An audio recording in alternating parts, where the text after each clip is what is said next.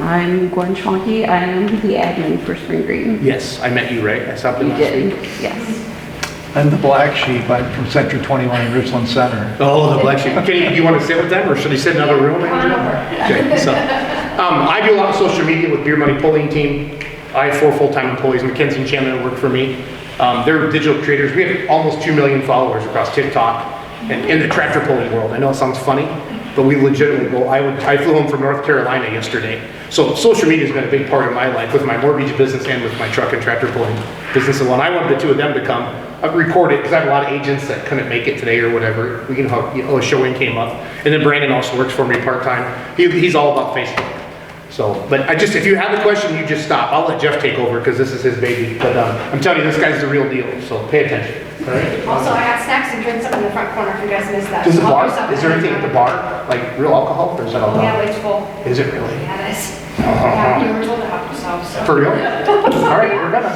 Okay. Yes, we are. So, has everybody got a pad and a piece of paper? Yes. Okay, thank you for all the videos. So Jeffrey, take it away, my man. For you C21ers, do anybody go to the national conference?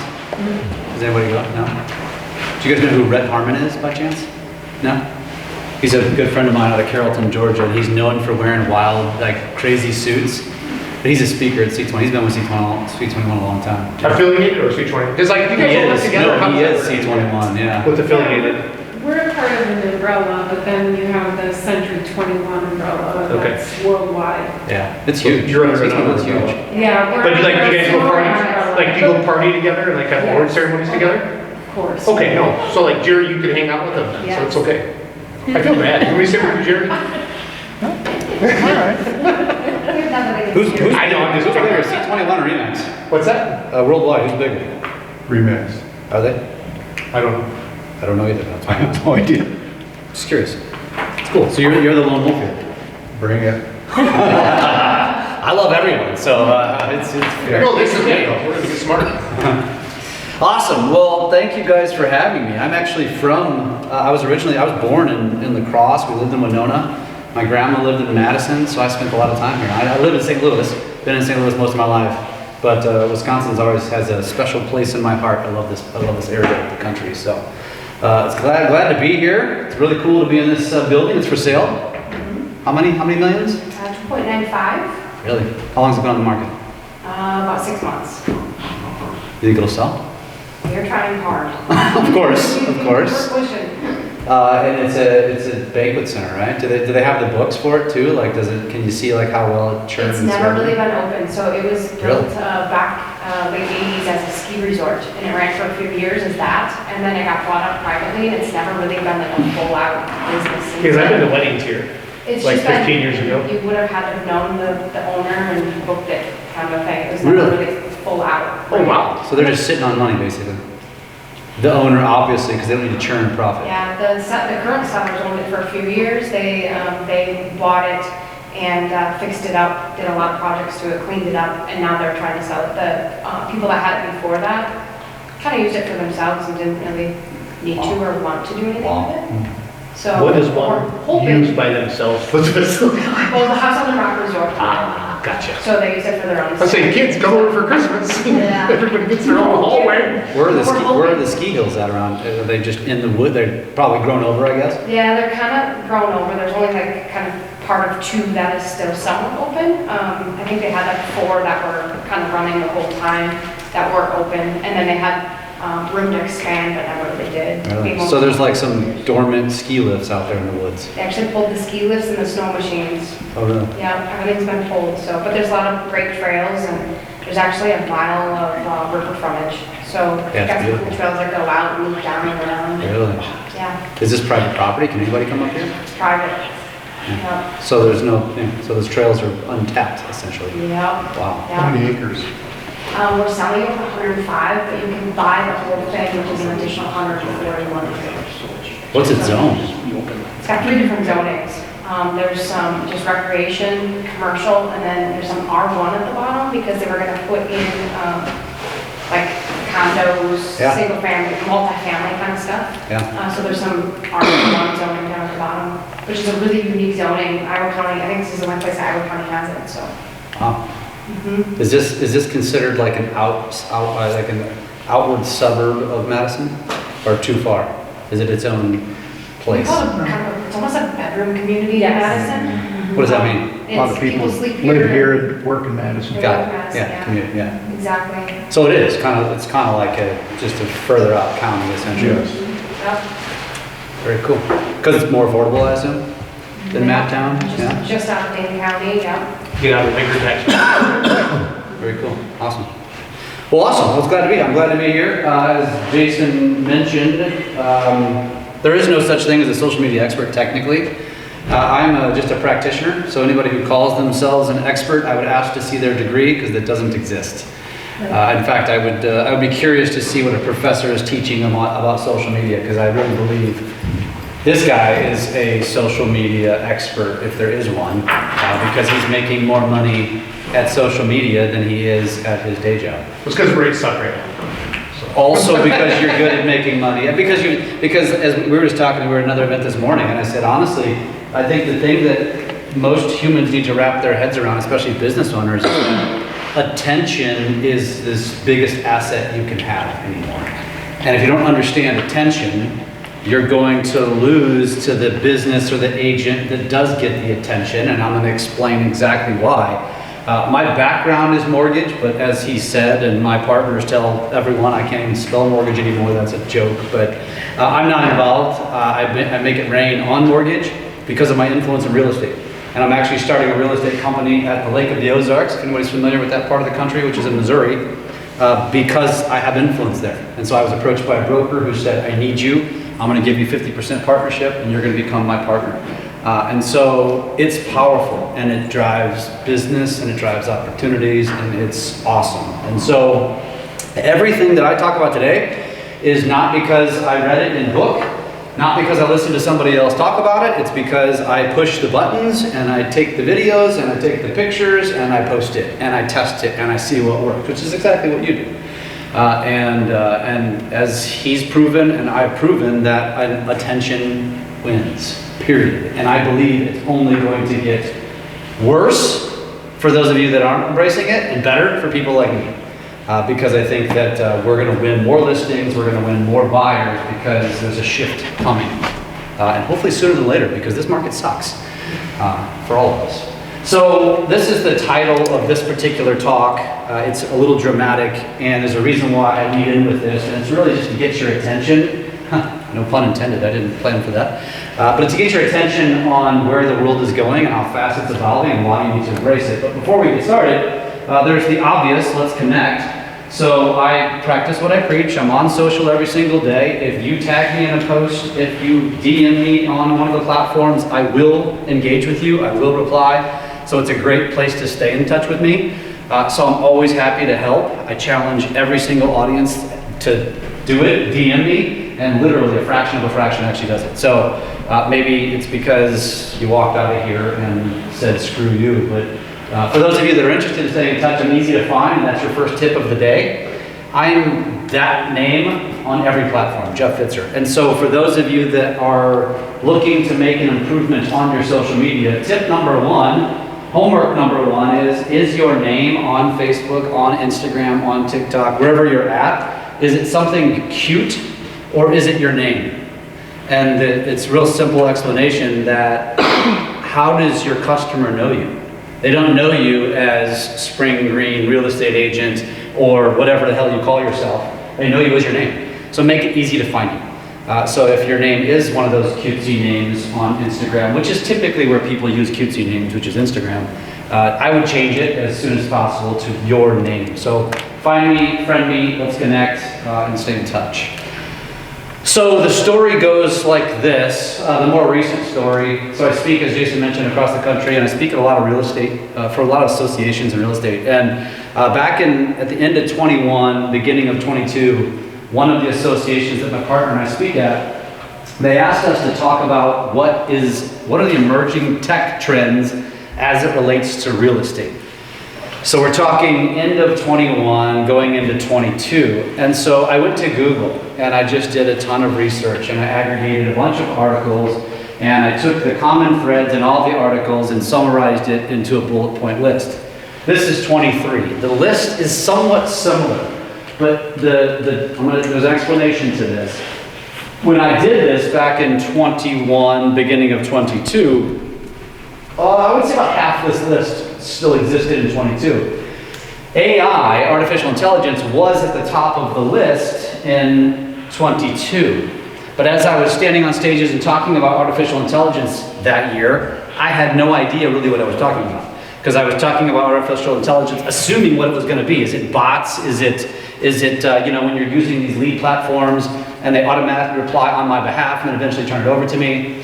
And then fast forward to November of 2022, when ChatGPT came out. Fast forward to today, which is not even a year later, and now there's like thousands of artificial intelligence platforms that do pretty much anything and everything that you could ask them to do. And the point that why I describe it that way is that if you're not hip to artificial intelligence, AI, ChatGPT, you're already getting to a point where you're going to drift behind. I don't think AI is going to replace humans anytime soon. It is going to replace jobs. It's going to replace truck drivers. It's going to replace a lot of industries eventually. In the short term, it's the agent or the professional that embraces AI that will replace the human that does not. Because the one, as I mentioned, so when I did my research in 2022, it took me hours, probably days, to aggregate as much information as possible to kind of put it all together. I did the same thing again at the end of 22 for 23. And so I thought to myself, all right, this little tool called ChatGPT is here. I'm going to first go to Google like I normally do. I'm going to spend hours and days aggregating the data, and then I'm going to put it together and talk about it. So then I thought, well, hell, this ChatGPT is here. I'm going to go ahead and type the same question into ChatGPT, and it summarized this in about 10 seconds. And I was like, damn it, I just wasted hours. And not that I wouldn't double check or back check the information, but it just proved to me that holy crap, like this is going to make life so much easier, and it's going to remove a lot of my objections as to why I don't do things. And one of those things is, why am I not posting on social? I don't know what to talk about. I don't know what to say. Well, ChatGPT can solve that for you, and I'm going to give you some examples later. Additionally, on that list is VR and AR, virtual reality, augmented reality.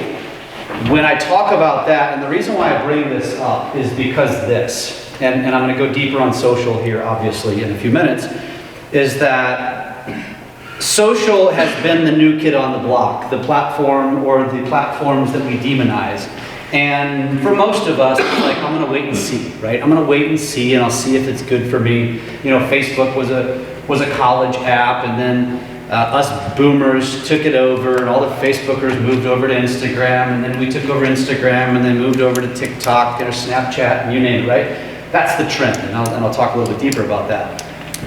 But now here we are, fast forward just not even a year, and AI is already taking over. So if you're sitting on the sidelines thinking to yourself, well, I'll just wait and see on AI, well, waiting and seeing might cost you because your competition might be utilizing it and might start kicking your ass. Not to mention, when you look at things like virtual reality, you think Oculus, right? And we think, what is VR for? It's for gaming. Right? Well, what was Facebook for originally? And now we use it as a business tool. I predict that VR is going to become a necessity in the real estate business to where consumers are going to say, I want to see your property, but I don't want to physically see it. I want to virtually walk through it in my VR headset. And if you can't provide that to me, I'll just go find a property that I can. And so it's something that you start wrapping your head around and start embracing.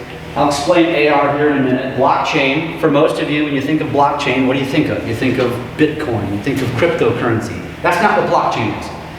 Blockchain is just where you store the records, right? That's where cryptocurrency is stored. That's how you track it. Blockchain is like Carfax. You know what Carfax is, right? The history report of a car. Blockchain is going to replace the way we transact. It's going to replace the way that we track real estate transactions. Instead of it being all these piles of paper that go to a courthouse, it's now going to be stored through a blockchain. This is already in the works. This isn't necessarily going to affect you, other than the fact that you should probably be cognizant of it, because you're going to start to have buyers. There's already buyers that exist in this world that have bought real estate with cryptocurrency. Our government is shifting to digital currency. All of the governments in the world are. If you're not privy to this stuff, just having the knowledge is going to make you better at your job because this is going to impact real estate. You know what drones are? Then you've got smart homes and lot. That's the Internet of Things. Think Alexa, Echo, Nest. You know what that is. Well, you were already, and I think you're going to see a continued usage of this. Consumers are going to be able to sit on their couch in their living room and say, hey, Alexa, show me all of the homes for sale that are under 300,000 in Spring Green in this zip code with this specifics, and they're going to bypass you. They don't need you. They're going to do their research on their own. And then guess what? They're going to get their list of homes, and then they're going to say, all right, now I guess I have to engage with a real estate agent. And then what are they going to do? They're going to go stalk you on social media. And they're going to want to get to meet you and get to know you before they ever transact and interact with you. The world is evolving, it's changing, and those generations are going to change the way that we transact. COVID just exaggerated what was already coming, but it's happened, and when those buyers get off the fence, which will come eventually, hopefully sooner than later, we're going to have this massive boom, and those of us that embrace meeting those people where they want to be met will have an advantage. And to think that Gen X and baby boomers will all want to transact in an old school way, that's going to change too. It's already changing. I'm a Gen Xer, and I'm the guy that doesn't answer my phone anymore. I prefer to text, which is also considered old school. If ask young people in the room, they all snap. That's how they communicate. And so these kind of things are changing. And so unless you have a foot out the door to retirement, you got to start paying attention to this stuff and embracing this stuff. BIM is building information modeling. It's essentially going to put architects out of business, which is ironic that I'm standing in the land of Frank Lloyd Wright. He'll never be replaced. And then of course the metaverse. And you know what the metaverse is. We don't know how it's going to impact us, but it is here. This slide is impossible to read, but it's just kind of driving home my point. It says the Industrial Revolution took roughly 250 years to reach underdeveloped parts of the world. The internet took about 30, and then the cloud and mobile devices took about 15 years. AI took months. So everything's happening incredibly fast, and the earliest adopters have the most opportunity.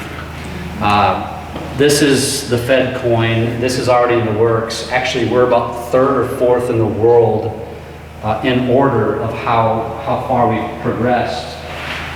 China and Russia are ahead of us.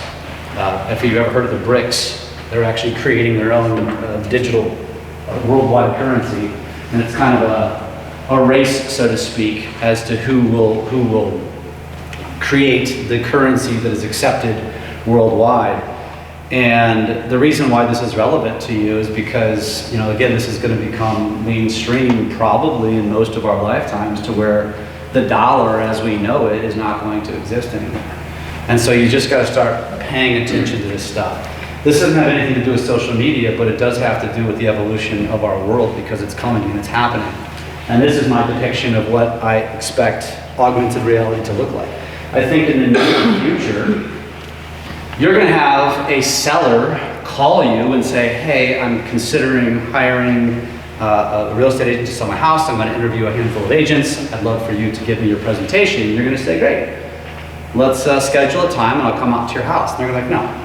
I want to beam you in on my little device that's sitting on my living room table, and then I'll decide if I want to meet with you. And if you aren't privy to this, or you're not living in this world, you're going to miss out on opportunity, because this is coming. And for those of you that are thinking to yourself, dude, no way, you're high. If I'd asked you 10 years ago if we would be having conversations and I could talk to my family member in Japan face to face on FaceTime with this little push of a button, you'd been like, dude, you're high. And it's here. Like, I could give you countless examples.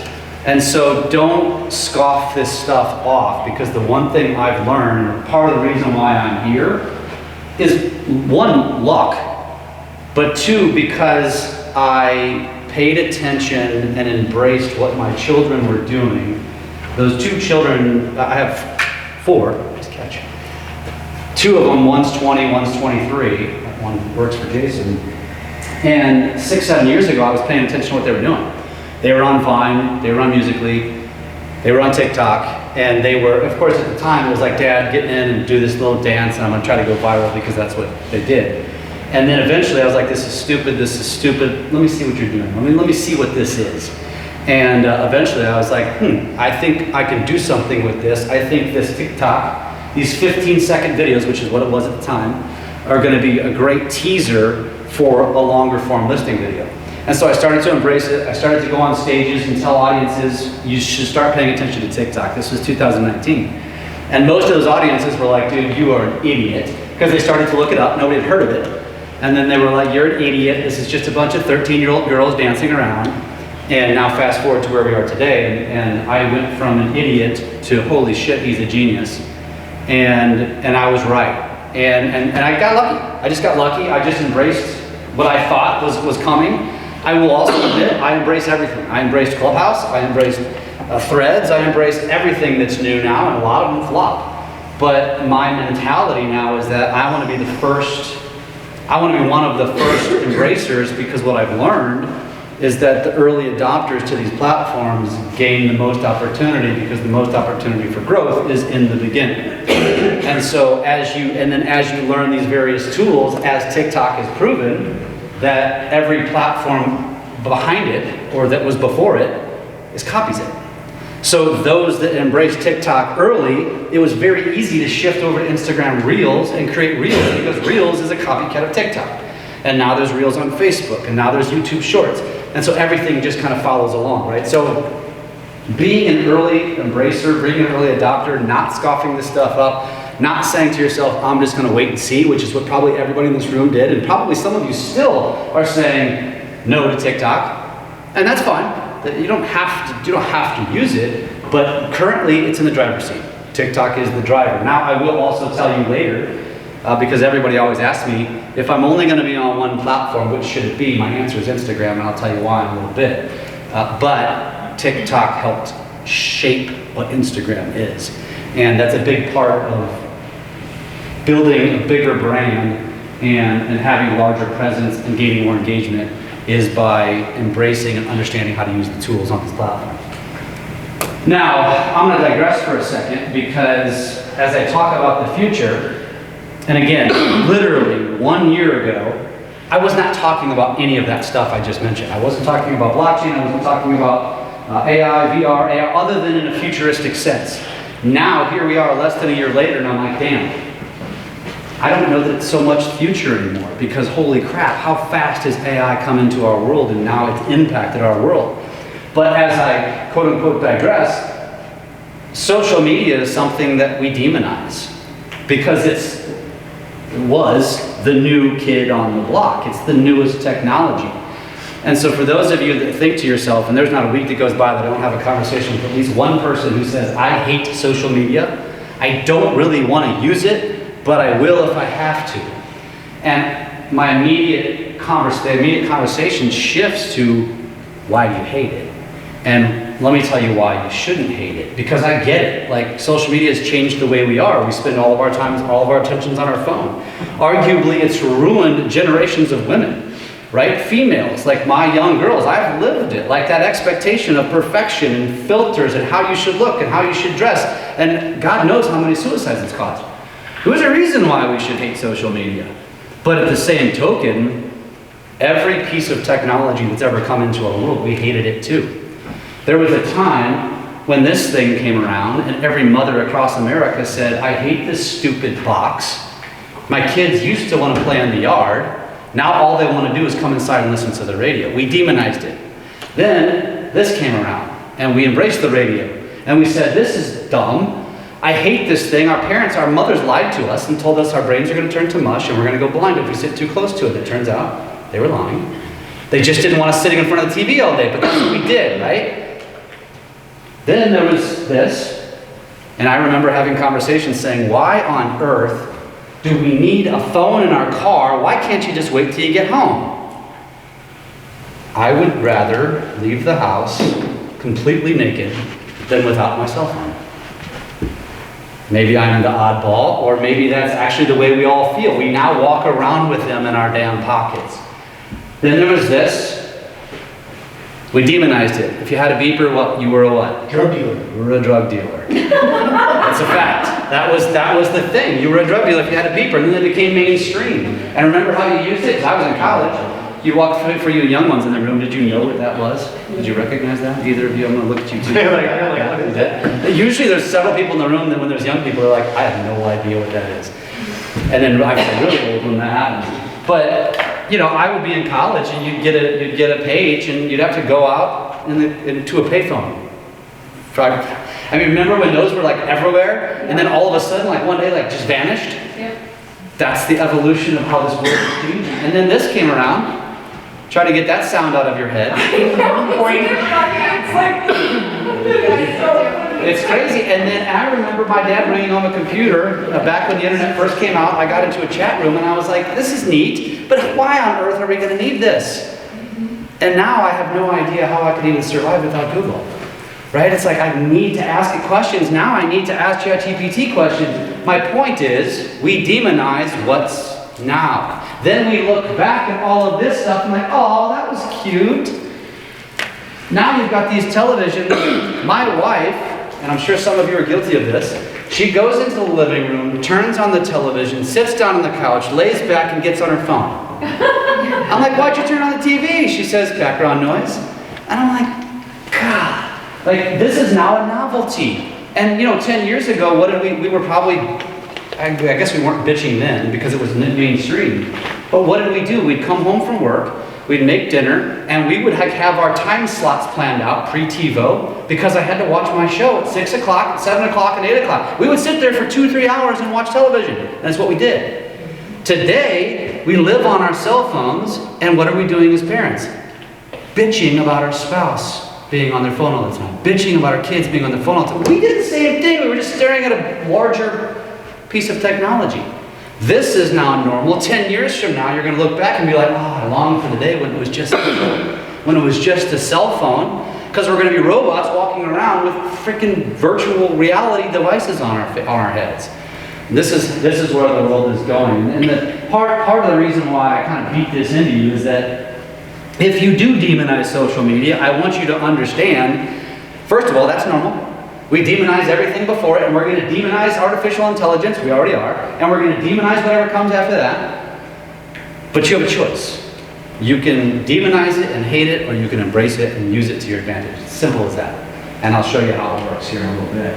To continue driving that point home, this is Wikipedia's list of the most visited websites. Not social apps, websites. The top 5 most visited websites, you can't read that probably, but it says Google's number 1, YouTube's number 2, Facebook's number 3, Instagram's number 4, Twitter is number 5. 4 of the top 5 most visited websites in the world are social apps. To continue that conversation, TikTok is number 15, LinkedIn is number 19, Reddit is number 21. In other words, it's like our entire world nowadays. Social media is being used by 4.6 billion people. On average, last year, the average internet user, call it human, spends 2.5 hours a day on social. I think that's relatively low. I think you're going to see that number tick up in 2023. What that should mean to you is that there is no better place on this planet. This says there are no few places. I corrected it. So there's no place which is effective as reaching consumers as social media. And again, let's rewind that clock 10 years. What did we do to market our real estate business?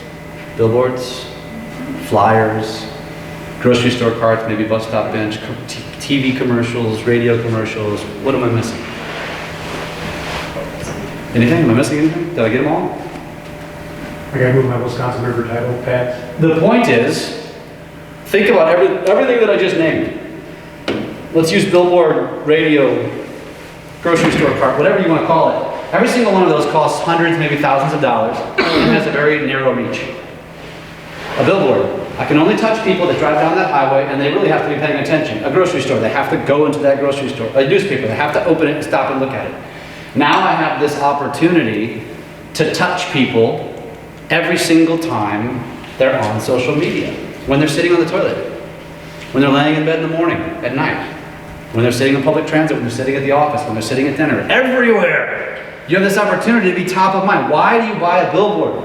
Not because it's going to be a lead machine. It's top of mind awareness, right? You want that celebrity status, but you're paying thousands of dollars, you have limited reach, and you have this opportunity to do the same thing more effectively with more exponential reach, touching them every single day, and we're not using it. It's crazy. And let me remind you why people are on social media. Because our industry, the real estate industry, if I asked you to describe for me in one word, used car salesman, what word comes to mind? Crook. Crook? Pushy. Pushy. If I asked a 25-year-old that has no ties to real estate, in one word, describe a real estate agent, it's going to be a similar answer. Why? Because of how we use social media. Because we, at some point in time, decided that it was a good idea to take social media, and make it business media.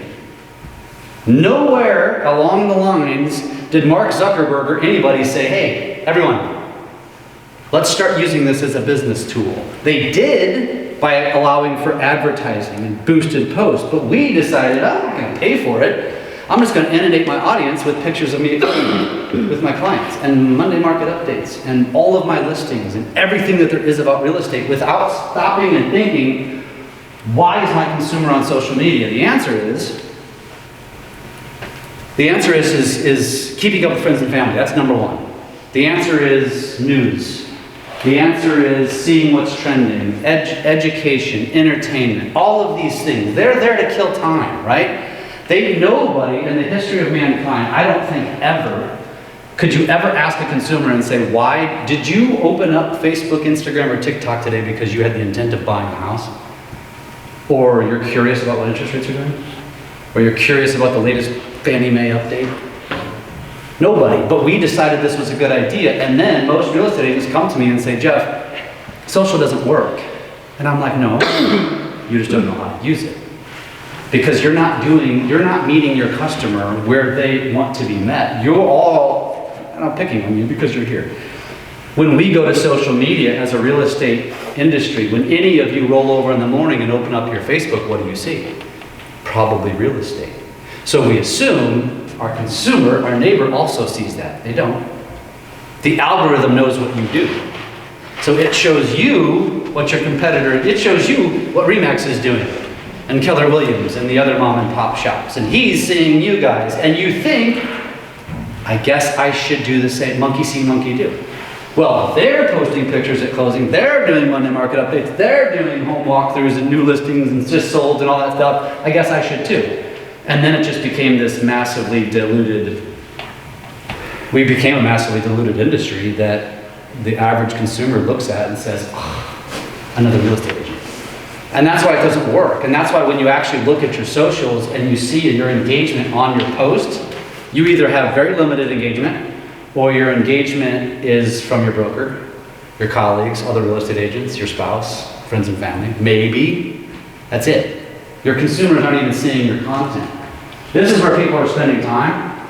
On average this year, the average consumer is spending almost an hour on TikTok a day, almost 50 minutes on YouTube a day, Twitter, Snap, Instagram, Facebook, they're all over 30 minutes. They're spending a lot of time on social media. Now, one of the things I've learned along this journey, and by the way, I'll give you the short story on this journey. Like, I can't stand here and say that I just had this revelation one day that, man, the future of the world is through video and social media, and I'm going all in. What happened was, in 2016, we changed companies. This is when I actually was engaged in mortgage. We switched companies, and I thought to myself, we're bringing a new name to my market, and the company I'm leaving has market share, so how am I going to compete with who were my colleagues who are now becoming my competitors? And this is about the time that Facebook Live was becoming a thing, and nobody knew what to do with it. And so I saw somebody in my market who was a real estate agent, and he was doing these coffee talks on Facebook Live, and I was like, this is interesting. I feel like he could be onto something, and so I started doing Facebook Lives. I was really bad at it. I was insanely nervous. But one thing led to another. I got a lot of engagement back then because it was new and nobody was doing it. I started to do more video. I started to do TikTok style videos before TikTok ever existed. That was just pure luck.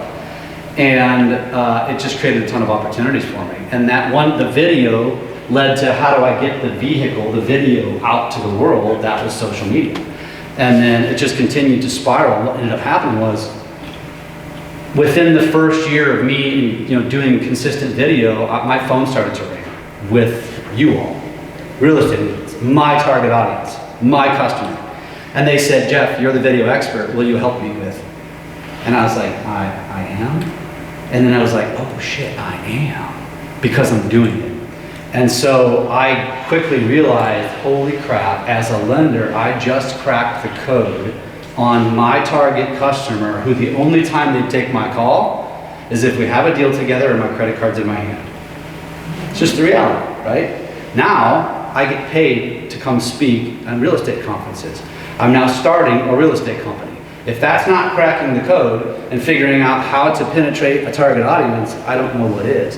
And what ended up happening was, things evolved from there, and I ended up getting are you familiar with lab coat agents? Mm-hmm. So the biggest real estate Facebook group on the planet. I ended up becoming really good friends with Tristan because I got invited to some groups, and we became partners. I host their podcast, and we started a group called Drunk on Social because we said we were talking right around the beginning of 2020, right around when COVID happened.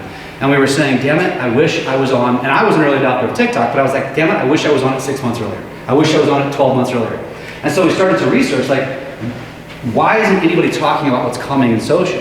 And nothing existed, so we thought, well, we're gonna create it. And so we created our own platform to where our entire, kind of the basis of the platform is to research what's coming down the pike on social.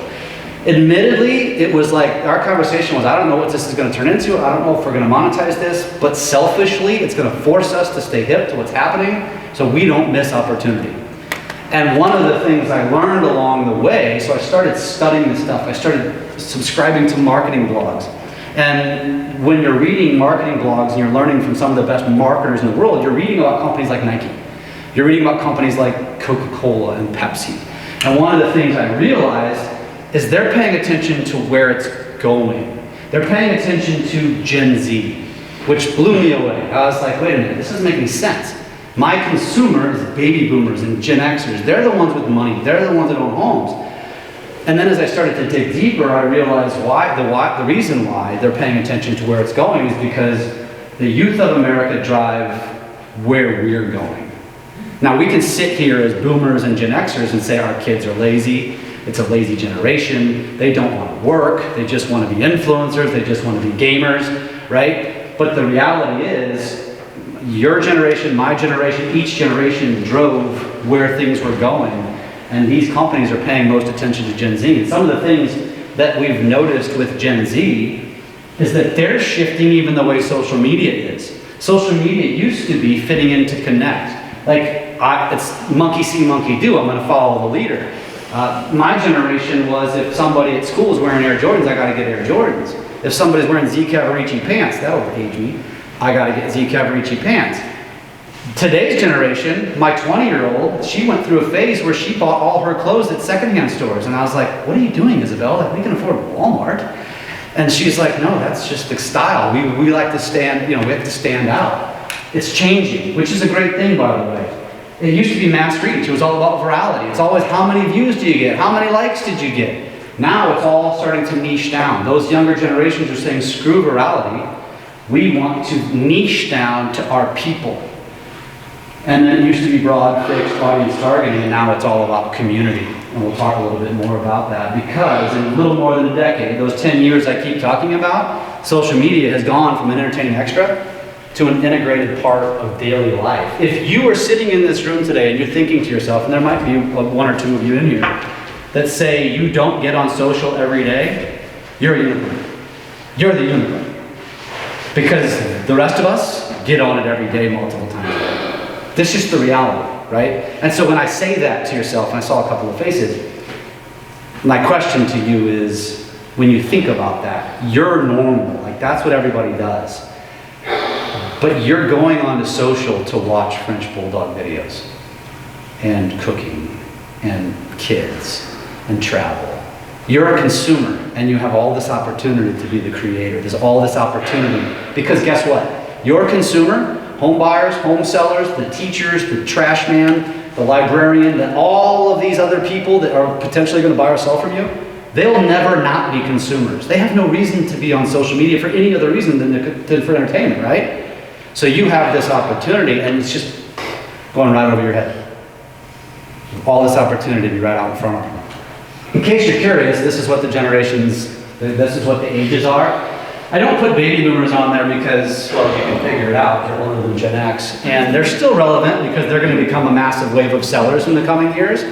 But a lot of them, you know, and they will. And when they sell, guess who's going to buy their houses? These two, right? And those two generations, which, by the way, if you've paid attention, have not bought homes like any generation before them.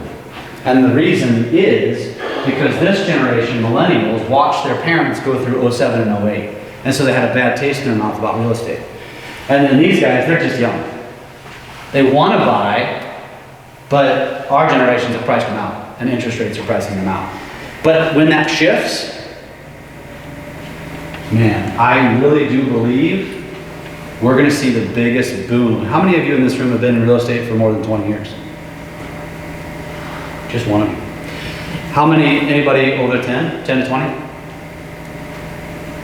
Okay, so those you two, you know you've been through a boom. You've been through cycles, right? It comes and goes. I think the cycle that we come out of this downturn, so for those of you that haven't been and maybe haven't experienced it, we've never seen it this bad. And you two can attest to this. This is as bad as it gets in our industry. If you can survive this, and usually what happens is the lower the low is, the higher the high. But just to take it one step deeper, that's where most of the business is going to come from. And if you want to earn that business, you're going to have to show up. You got to show up consistently because that's where they're going to find you. They're not going to come knocking on floor time. I heard you guys talking. They're not going to come in and knock on C21's off. There's not. That's just not what they do. They're going to be finding you on social first. That's where it's going. The goal of social is, I break it down in 3 segments. It's omnipresence. We've already kind of, I beat this to a pulp. You show up anywhere, anytime, any day, anywhere. You're always there. You have an opportunity to engage with people. When you think about engagement as it relates to what we do currently, what do we do with our consumers? We email them, we text them, we call them, knock on their door maybe. All 4 of those are an invasion of privacy. All 4 of them, most humans are getting tired of. We don't like it. That's why there's do not call lists. That's why there's do not text lists. That's why there's no solicitation signs in front of subdivisions, right? We don't like it. You have an opportunity with social where they will connect with you, where they will comment to you, and you have an opportunity to connect back with them. Now you're meeting them where they want to be met, and you have the ability to establish yourself as an authority. And when I say this, I know most of you are thinking, yeah, you're right, I want to be like the best realtor in my market. I'm telling you right now, if you have a real estate license, you're an expert to a consumer. Honestly, to a consumer, the person they see the most is the biggest expert. And we all know, because we have them in all of our communities, some of the people on billboards are actually massive jackwagon real estate agents, but because they have presence, they get more business. And so it's attention. That's just what it is. It doesn't matter how many years and how many houses you sold, if you don't have their attention, to them, a real estate license qualifies you as an expert, period. And so when it comes to being an authority, I'm not talking about real estate. I'm talking about what are you an authority at? What do you do? Have you raised children? You're an authority on raising children. Do you cook? You're an authority. Do you play golf? I don't care if you're a 30 handicap. You're an authority. You play golf more than everybody else. You play golf more than most of the world. Do you garden? You're an authority. Are you a binge watching Netflix person? You're an authority. Are you an avid reader? Do you play pickleball? What do you do? Whatever it is you do regularly, you're in authority. It took me a while to figure this out because I work out a fair amount. I'm a runner, and my wife and I will dabble with eating super healthy. And I started to share that stuff on social. I'm not a licensed dietitian, not a trainer. I have no formal education, but I realized it drew people in. Why? Because I inspired them. I'm a normal dude, and they're like, "Wow, you inspired me to lose weight." And then I realized, oh crap, I'm pulling them into my web. And now, because they have this affinity for me, because I helped change their mindset on something, because all I did was share what I'm doing. Now I pulled them in, and guess who they're going to think of when they want to transact, right? Because now I'm sprinkling in what I do for a living, but they're not with me because I'm a mortgage expert or a real estate expert. They're with me because of fitness. Ultimately, what we're trying to do is build parasocial relationships, which is a one-sided relationship where one person extends emotional energy, interest, or time, and the other person doesn't know they exist. The way that I articulate this... Sounds like a bad relationship. What's that? Sounds like a bad relationship. Well, some marriages do exist like that, yeah. Funny, not funny. A parasocial relationship to me was my relationship with Maverick and Goose. I was a huge Top Gun fan. I felt like I had a relationship with them. Or when I was in the backyard playing baseball by myself, but I felt like I was there with the whole team. Because in my mind, I had a parasocial relationship with all these professional athletes. That's what we think of parasocial relationships. It's the relationship with Hollywood, it's the relationship with professional athletes. But in today's day and age, we as commoners can build parasocial relationships with our community. By showing up on social media, now you can walk into church and somebody can just beeline straight up to you and be like, "Jeff, I love that post I saw the other day," and it makes them comfortable because now they feel like they know us, and it creates conversation. Or in the grocery store. You walk into the grocery store around here, and somebody comes right up to you and says, "I saw what you did the other day, that was so awesome." Or maybe somebody died and you shared it and they want to sympathize with you, or your kid won the Little League World Series, your dog did something funny. What's happening at that point is you realize you're hacking their mind share. So now you don't have to spend hundreds or thousands of dollars on marketing to them because you're already in their mind. They're thinking about you. And now when they see you in public, you're a safe zone. And it makes them feel like you're a digital celebrity. That's how you win. That's why this guy is probably the most famous guy arguably in the world right now. That's Mr. Beast. He's the #1 individual YouTuber on the planet. He's like 26 years old, and this dude's got it figured out. He's a media company. That's what he figured out. Our real estate company at the Lake of the Ozarks, our tagline is going to be a media company that sells real estate. Because when we go out into the market, we're going to tell consumers that we're the best at getting attention. We're going to bring the most attention to your listing. And buyers are already going to love us because they're already going to have fallen in love with our persona on social media because we are the local aggregator of everything that's going on in the community. And so they love to follow us because we entertain them. That's what he's figured out. If I was you, if I'm a real estate agent, and I lean into social, I shift to calling myself a media company that sells real estate. Why? Because when you go out in the public and tell somebody that you're a real estate agent, their first reaction, by and large, is, "Oh, man, here we go. Another person asking me if I want to buy or sell. Another person that's about ready to offer me their business card." But when you go out and say, "I'm a media company that sells real estate," they're gonna be like, "Yeah, well, what? Explain that to me." And then you're gonna talk about how you're on social, and guess what? You're gonna open the door and be like, "Hey, yeah, let's go friend each other. Let's go follow each other." And then guess what you did? You just pulled a potential consumer right into your web. Just shift the way you think, shift the way you talk. Because you know what? When you say you're a real estate agent, you just lumped yourself into a pool of 4 million other licensed professionals, because that's how many roughly there are. There's about 2 million with NAR, but there's another 2 million that are licensed that aren't a part of NAR. So there's a lot of competition, and if we don't figure out a way to differentiate ourselves, well, you're just creating a steeper hill to climb. The fact is we're doing social all wrong. This is what most real estate agent social looks like. Sold, just closed, open house, just listed. Keys, big cardboard keys. We all do it. Awards. Oh God, that one drives me the most nuts. All of this stuff is necessary to a degree. Don't get me wrong, but the problem is most real estate agents, that's their entire social strategy. I can go to their social feed and that's all it is. And like this, the reason that just drives me bonkers the award thing is twofold. Number one, most brokerages create awards. They're total bullshit. Our industry creates awards that you have to pay. Hey, you won the blah, blah, blah, blah, blah. And I'm like, awesome. Can I get my award? Well, you're gonna have to pay for it. Oh, I didn't really win anything. You just want to sell me something. It's just BS. And I guess we as the industry, we know that. I guess we're just looking for excuses to post. This is what a bad profile looks like. I don't know if you can see this very clearly, but if you could, you would see that this one, for example, is a lot of graphics that talk about the market and new price on a listing and blah, blah, blah. This one is all in contract, open house, just listed. This one is a mortgage guy. These are all coaching clients, by the way. That's why I pick on them. And same thing here. Then I go to the next slide. These people are doing it all right. And if you could see these slides, you would notice there's one big difference between the two. The previous four were a lot of graphics, a lot of data, a lot of houses. This is a lot of humans. These people are crushing it on social media. And they all have different styles. This guy right here, Tyler Hassman's a great follower. He's out of Calgary, Alberta in Canada. All he does is listing videos. That's it. All he does is stand in front of a house and say, let me show you what you can get for $300,000 in blah, blah, blah neighborhood. Let me show you what $2 million looks like in blah, blah, blah neighborhood. He acquired some basic editing skills. This is his camera. I know it because I know him personally.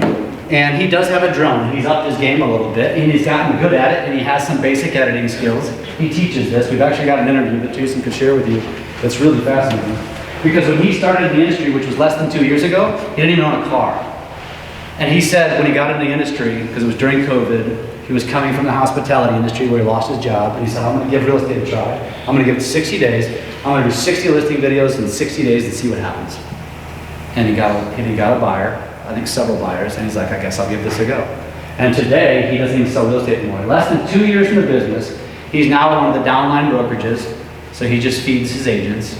And he flies around the country, gets paid to speak. He got hired by a YouTube channel in less than 2 years. All he did was apply a simple strategy and execute it. And he's got a shit ton of followers.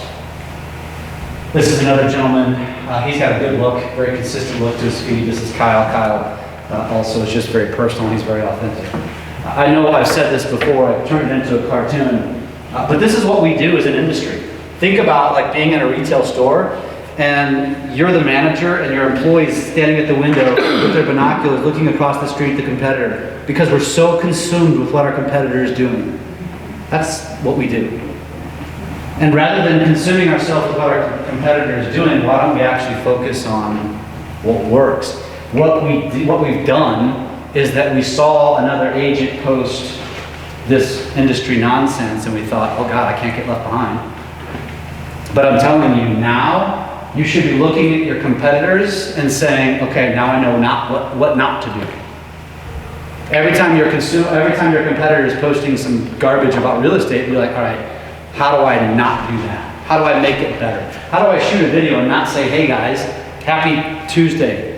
Hey, it's Jeff here. Like, how do we learn how not to do that? If anything, you should be inspired by what your competition is doing because most of them really suck at social media. You just got to shift the way you think. But before you can do anything, because you can walk away right now and say, all right, we talked a lot about psychology. I'm convinced, I believe you. You're still an idiot, but I believe you. But I don't know what the hell to talk about. Like, how am I supposed to post every day? How am I supposed to create consistent content? So what you have to do, what I did, was I created my content pillars. There was a process behind this because back in 2016, I was listening to Gary Vee because back then he was really the only OG, right? He is the OG in my opinion, of social media. And back then, he was saying you need to be posting 7 times a day, back then. And I was like, damn, like I don't even know what to post daily, let alone 7 times a day. And there is no scientific fact or equation that it should be 7. The point is post consistently, post often. Before you can even get to this list, which I'll show you what mine looks like, you have to determine, is it self-serving or is it serving others? Because although we want to believe that our real estate content is serving our community, you got to step back and remind yourself, why did they open up social today? It wasn't searching for homes. They weren't curious about what the market's doing. They don't care. If they have a question about real estate, they will go to Google, they will text you. They don't care. They're not going to social media for us to inundate them with our business. That's self-serving. And the other problem with our industry, and we talked about this morning, is you can go to most industry events, Board of Realtor stuff, and they'll bring in social experts, and they're telling you to do it all wrong. They're telling you to go to social and educate your audience on real estate.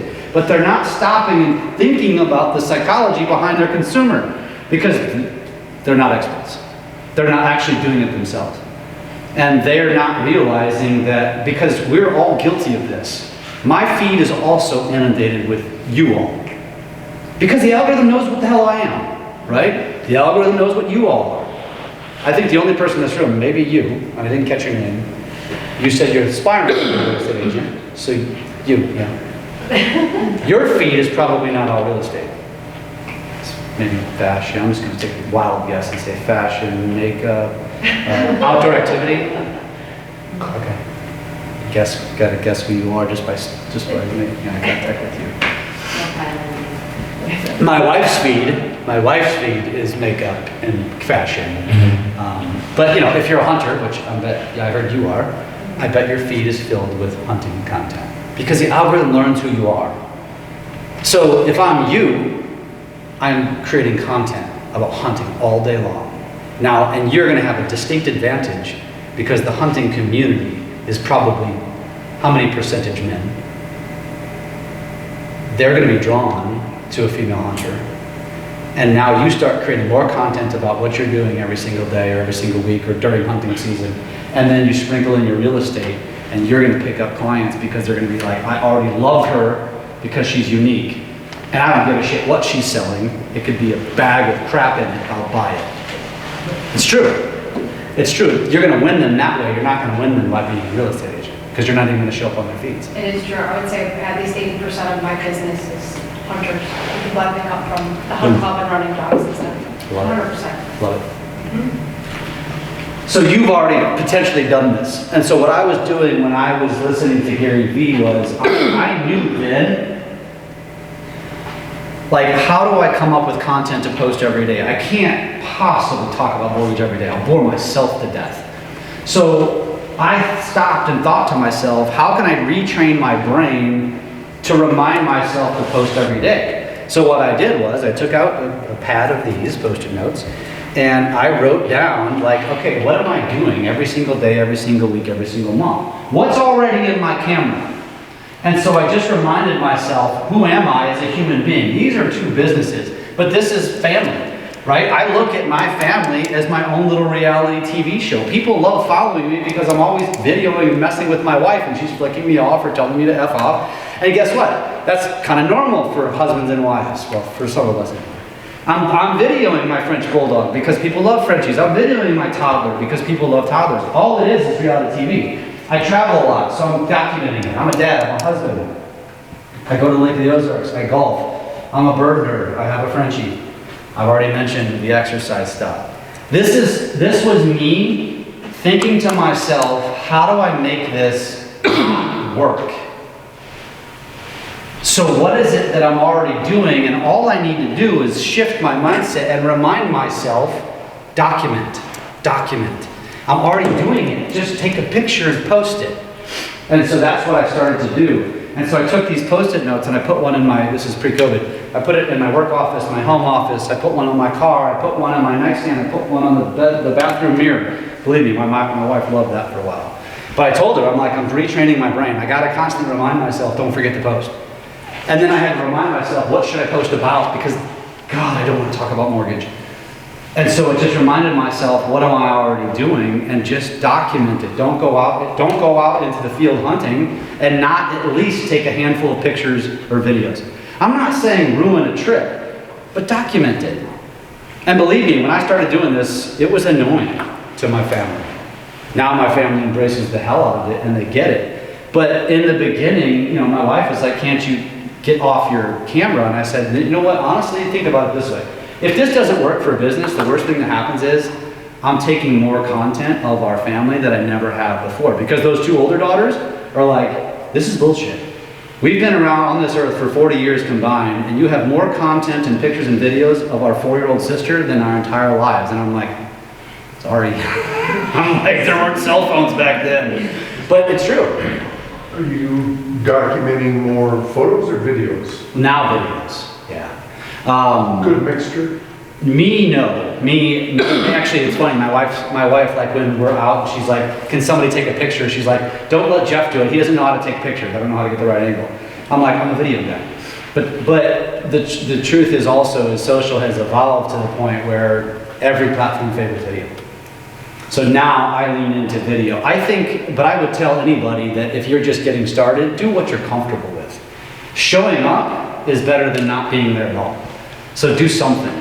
Now, the reality is you'll learn as you do more of it that you'll find that your videos will ultimately probably get more engagement because the platforms will favor them. So live videos or? Not necessarily. Just do a video? Just do a video and post it later. Yeah, honestly, what I've done is, and I encourage everyone, I learned editing skills from she was 13 at the time. She taught me how to use iMovie, and it changed my life. I remember the first time she showed me, and I told her, I'm like, this is gonna change my life. Little did I know it really would. And I was like, holy shit, this is that easy.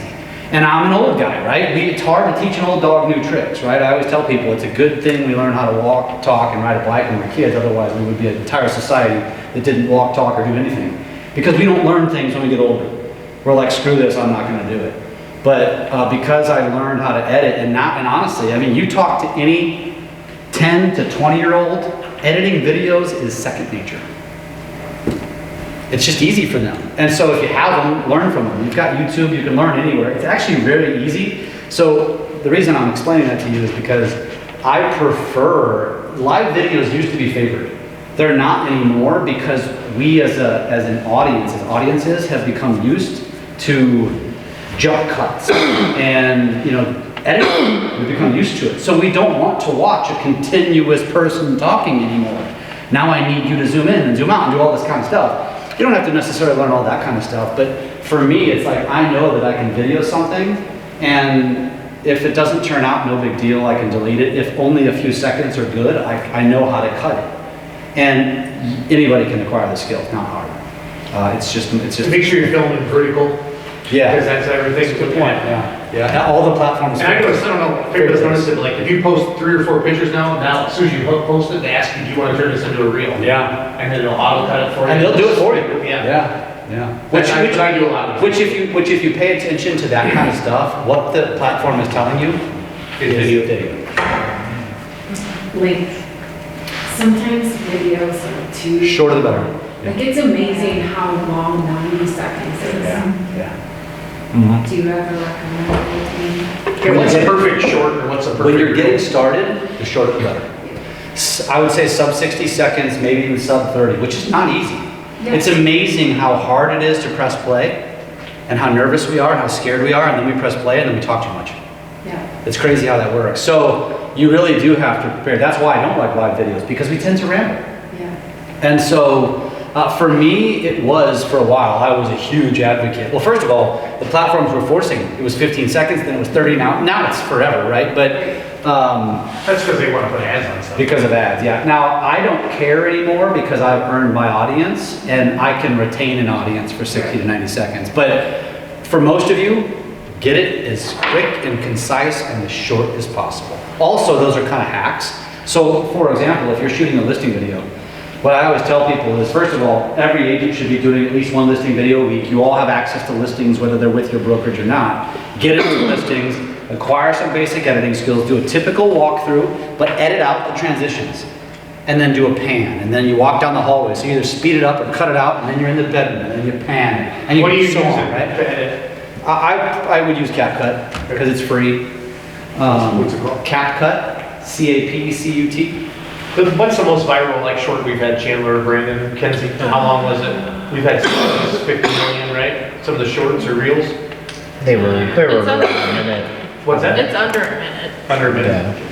Yeah. It doesn't, honestly, for these guys, they can do whatever the hell they want. They've earned the audience. Not necessarily, it's not as easy to gain followers as it once was. No, you're right. Brandon and I, Dude, how many more millions can you get? But I'd like a couple more. But like 7 years ago when Brandon started helping me, we had like 300,000 followers, but this is before Facebook went public.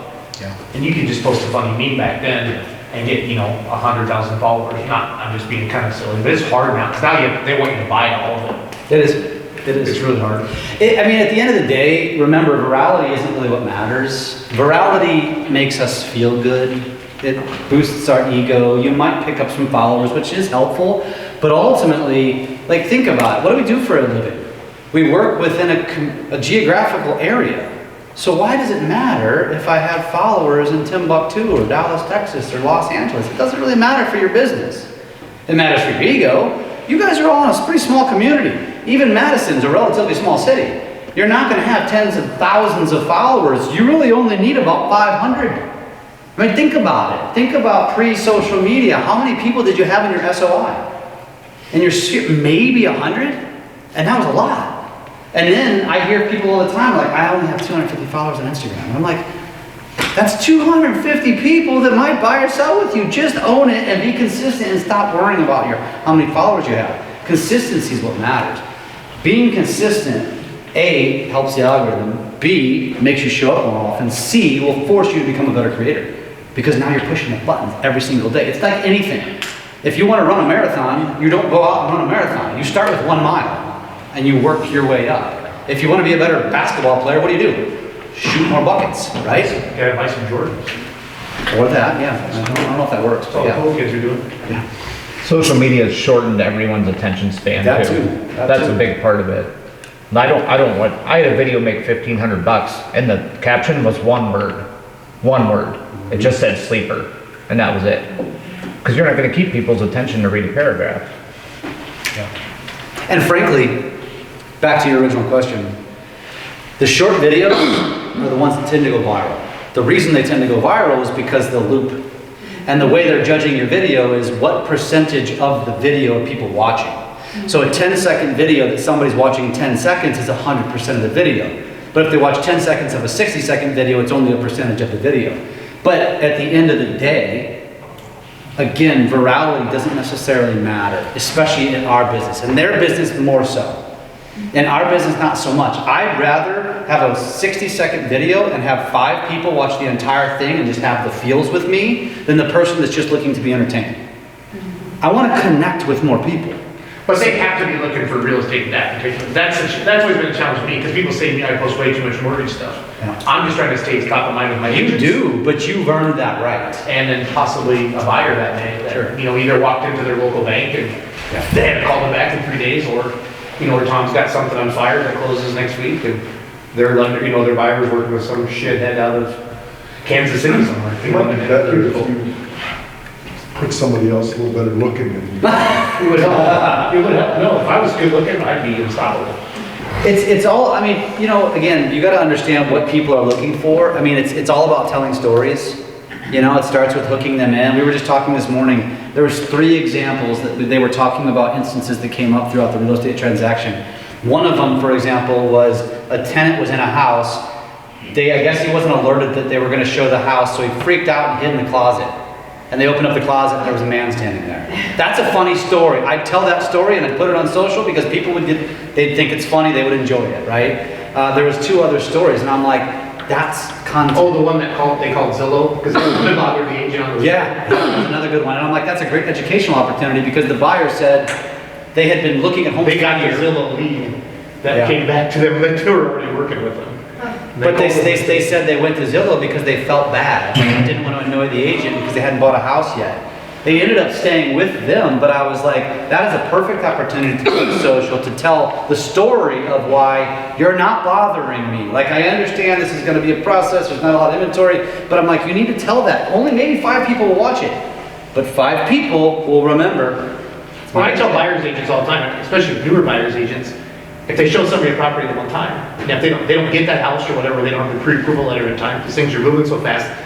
The next time if the buyer's agent doesn't say, hey, call me, I can show you my new property, they'll start calling that sign on that listing agent, and then they'll call me back. I'm like, well, I thought you were working with so-and-so. Oh, I called them. And then it's like, ah, shit. Now they lost them, because that makes you feel bad. Because you want that stuff to go together. So when it comes to these pillars of content, I'm going to contradict myself here for a second, because ultimately, if you ask most social media coaches, they're going to tell you find your niche. But the reality Is is, it niche or niche? I say niche. What do you say? Ditch. Okay, say niche from now on. You're in Wisconsin. Thank you, long here. Tomatoes, Sounds like, we understand what you're doing. Like French. It's French. Yeah. Fair enough. You don't get to choose your niche. Thank you. Thank you for speaking Wisconsin. Your audience chooses it. Boat. There's a boat. So it's a bull. Whenever I spend any time up here and I go home, I'll start to have a little boat, that little accent, and people are like, "What are you doing?" I'm like, "Oh shit, sorry, I'm Irish now. I came from the north." I'm Irish. So, if you ever talk to a social media coach, they're going to tell you that you need to define a niche. If you hire a coach, they're going to tell you you need to define your niche. But they're wrong and they're right. Yes, you do need to. But ultimately, you don't get to choose it. So when most of us dive into social, we say, I'm going to dive into social for my business. Remember, I hate social.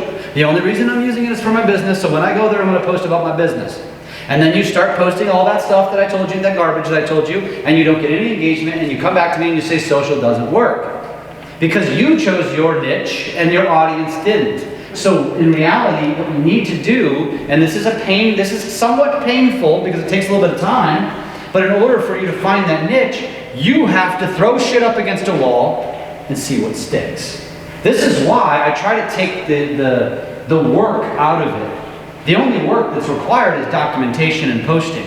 You don't have to stop and conceive these creative ideas. Just throw shit up against a wall and see what sticks. So you're looking for views, or are you looking for? You're looking for engagement. You're looking for engagement. So let LCM like. What are they interested in? Yeah. I mean, any kind of engagement, really.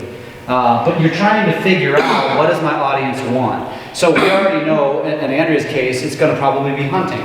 That is probably something that you can niche down on. You could probably tie the two together, getting creative with real estate and hunting, and that you go all in and just dominate it.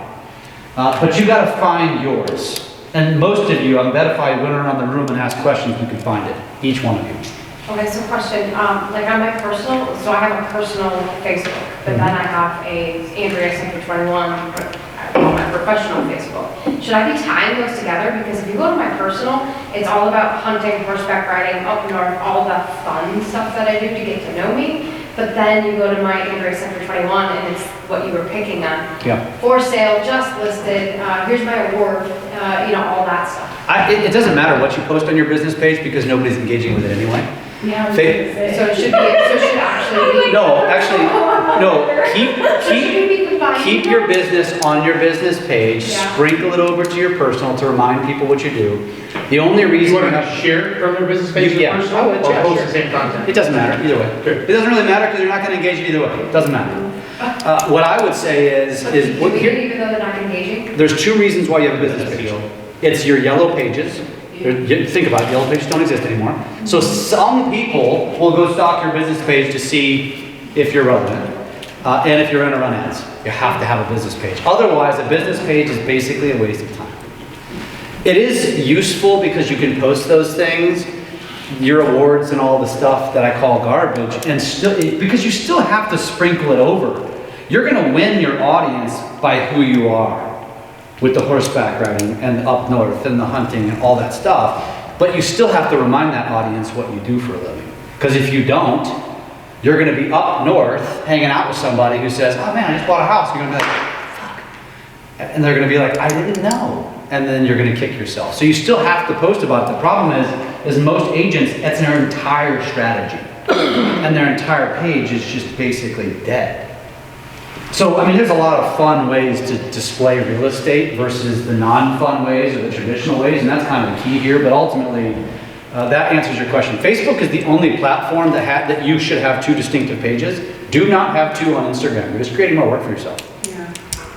Have one page, and I'm going to show you in a minute, which you're not going to be able to see, but I'll describe it. There's three types of Instagram accounts you should have. There's three types of Instagram accounts you can have. Personal, business, creator. You want to be a creator because it has the most tools, period, end of story. Personal doesn't provide anything.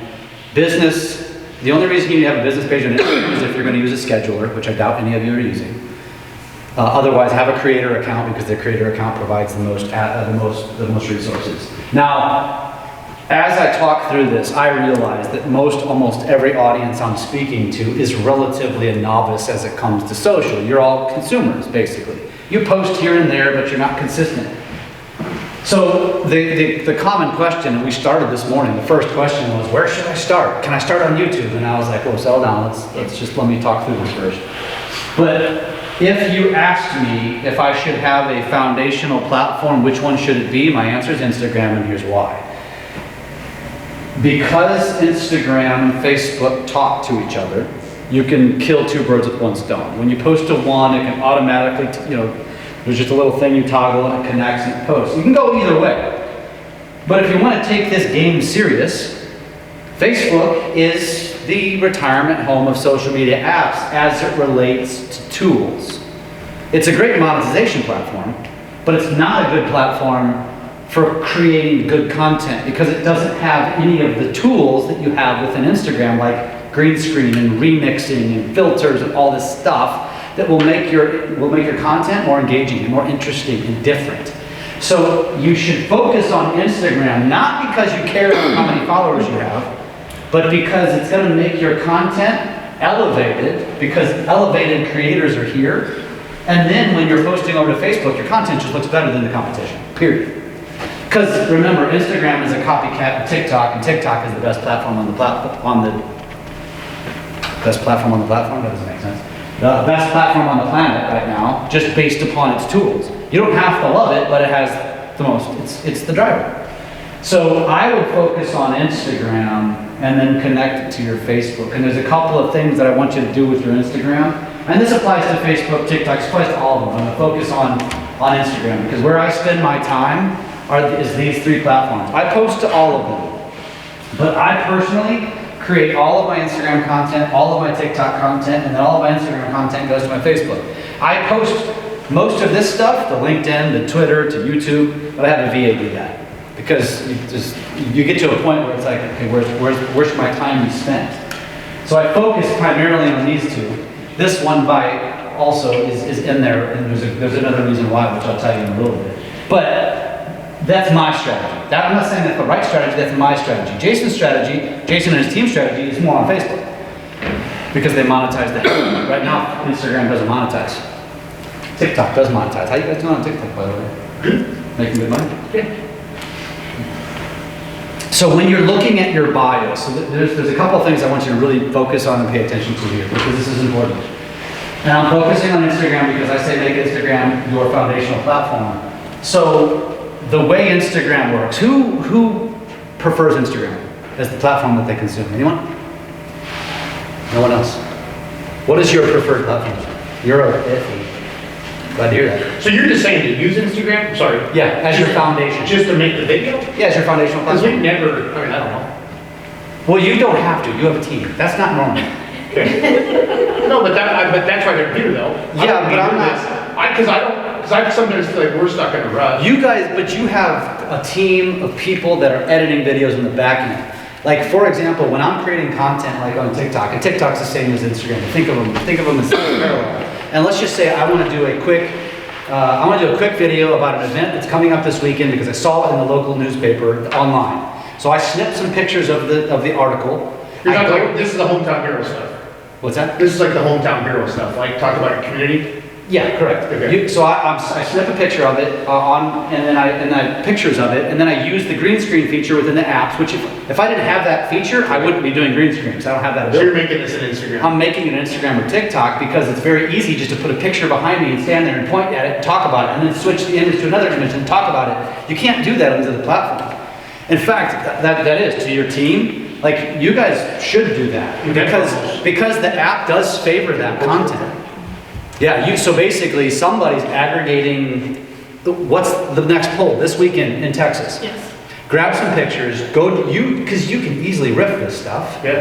And then I'll show you what I've done. I'll show you how to do it or what you should do, because you still want to have the jump cuts and stuff. Yeah.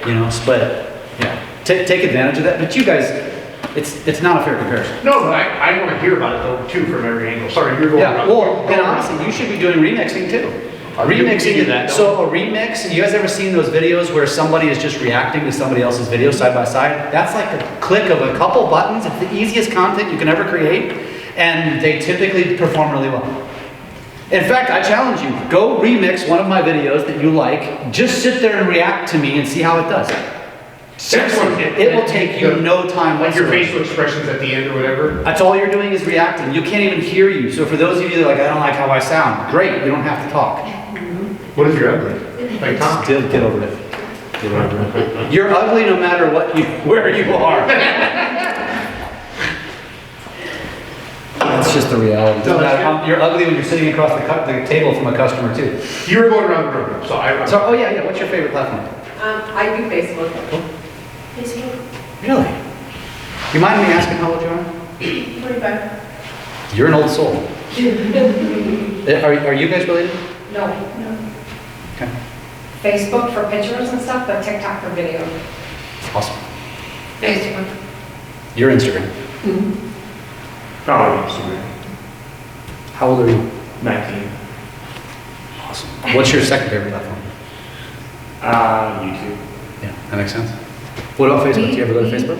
Maybe our fault, but when he joined our office, we made him do a Facebook. Facebook, yeah, And he of didn't course. want to. Yeah. He didn't ever have one. I'm like, you have to, right? You're gonna be, they're gonna force you to be an old man because it's what, and it's necessary. By the way, it is necessary. But you are not wrong in resisting because in your world, Facebook doesn't exist. In your circles, Facebook does not exist. I know this because I live with girls that are your age. Yep. It's on Facebook. Facebook. Don't have one. None. None. That's why when I saw Gary pull up, I'm like, yes! And you know what? Honestly, I'm here. I tell you That's what, why yeah. Hi, I'm Gary. I'm Gary. I don't have a Facebook. That deserves a round of applause. And that's true. Like, you can be one with nature. We can't. We have to get on our Okay, you have a light still. That's amazing. Your Facebook. I already know that answer. Yeah, because of the data. Yeah. Because I'm a of your numbers- job. I'm a numbers Okay, what guy. about as a consumer? As a consumer, I don't like any of them. Okay, fair I enough. think they all put out garbage. Yeah, fair enough. So, YouTube. Facebook or TikTok. Cool. It's interesting. Okay, so back to this. So when someone's on, and I'm going to be specific about Instagram. What happens on Instagram is this. You open up the Instagram app and what happens? You immediately see stories at the top and a feed, right? Typically your reels, you're seeing videos, right? What ends up happening is you see something that interests you. What happens? You click on their bio. You go stalk them. If you're wanting to actually grow on Instagram and you create content on Instagram and somebody goes to your bio and your bio has nothing, answer me hypothetically, this is rhetoric. Why would somebody stay on your profile? That's their first impression. You gave them none. There's nothing there. So what you need to do is you need to update your profile to be a bullet point list, because you have limited characters, on how you want to define your brand. And I would define it two ways. One, obviously what you do for a living and where you live. But also, this list right here, to me, is not just a definition of who you are as a human, but what that audience can expect if they choose to follow you or if they decide to scroll you. So if you put right here, avid pickleball player, and then they scroll and don't see any pickleball content, you kind of just tricked them. Don't trick them. You're going to put something along the lines of hunting and horseback riding. And you're going to put a little horse emoji and maybe a gun emoji. Because that immediately is going to grab somebody like, oh, I want to follow this chick. Like literally, that's what they're going to think. And so make sure your bio is optimized for two reasons. One, to grab their attention when they come in. And two, because it's SEO. You know what SEO means as it relates to Google, right? Keywords. So if somebody goes into Instagram and searches, which they will, you want to have a chance to show up, right? Don't over market yourself here. You should be a real estate agent one time. I've seen agents that it says real estate agent, realtor, expert real estate agent. I'm like, why did you have to tell somebody 3 times? If anything, I think you're screaming, I'm going to spam you. And they're gone. So like, don't overcomplicate this. Just list it that way. Also, use emojis because we as human beings, we just like pictures. That's why we're on Instagram. And that's the best you can do, so do that. The other thing you want to do, and you're not going to be able to see this, is you want to go to your settings. The first thing you want to do, and I'll click through this and I can walk you through it later if you need to. You want to switch your account. I've already mentioned it. You want to have a creator account. So that's how you do it in your settings. The other thing you want to do is you want to make sure that your Instagram is connected to your Facebook, and you want to make sure it's connected to your personal Facebook. So if anybody's going through this and doesn't know how, I can quickly do it for you when we get done. The other thing you want to do is when you become a creator account, so in your bio, you also have the ability to put a link here.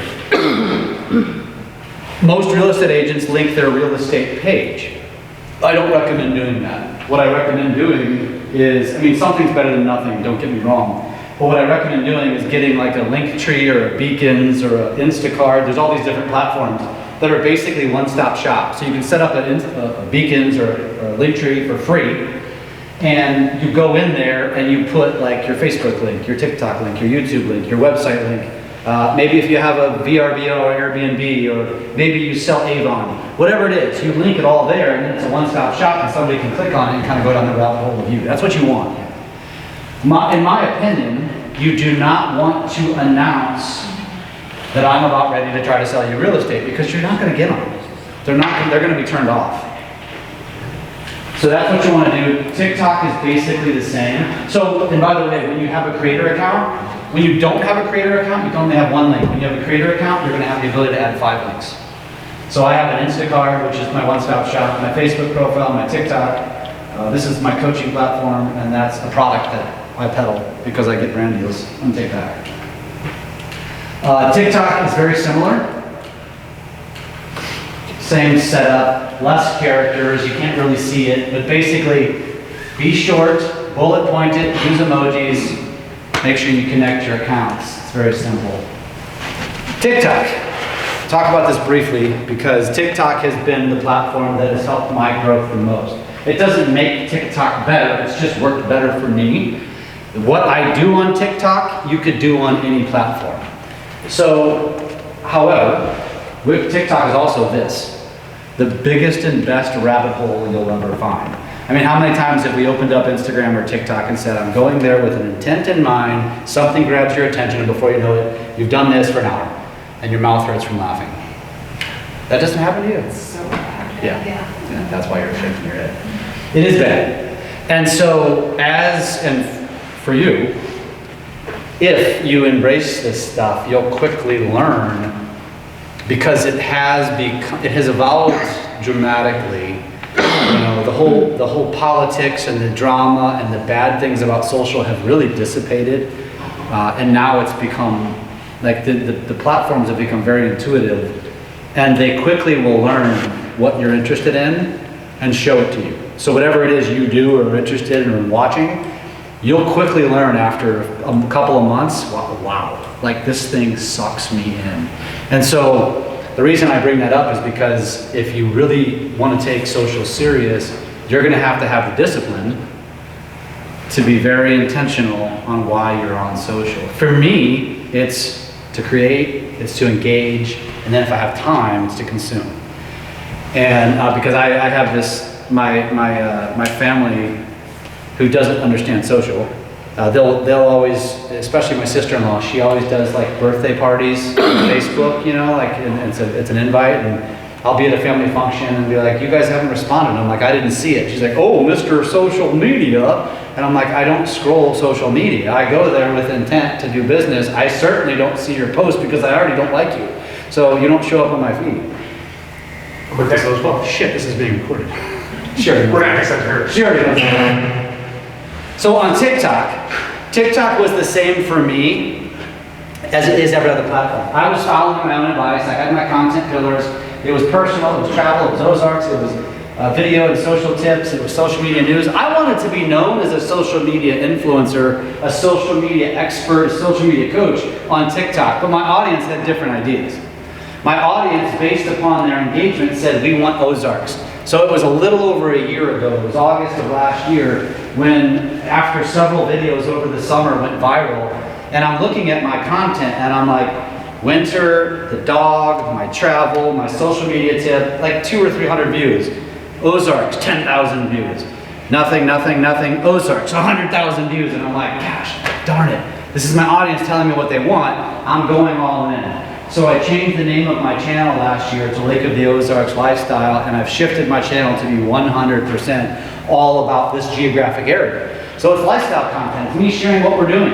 It's me sharing, it's me going out in the community and doing local highlights. There's the best place to go hiking. Here's the best place to have Mexican. I'll show you in a minute, I have businesses that reach out to me that say, will you highlight my business?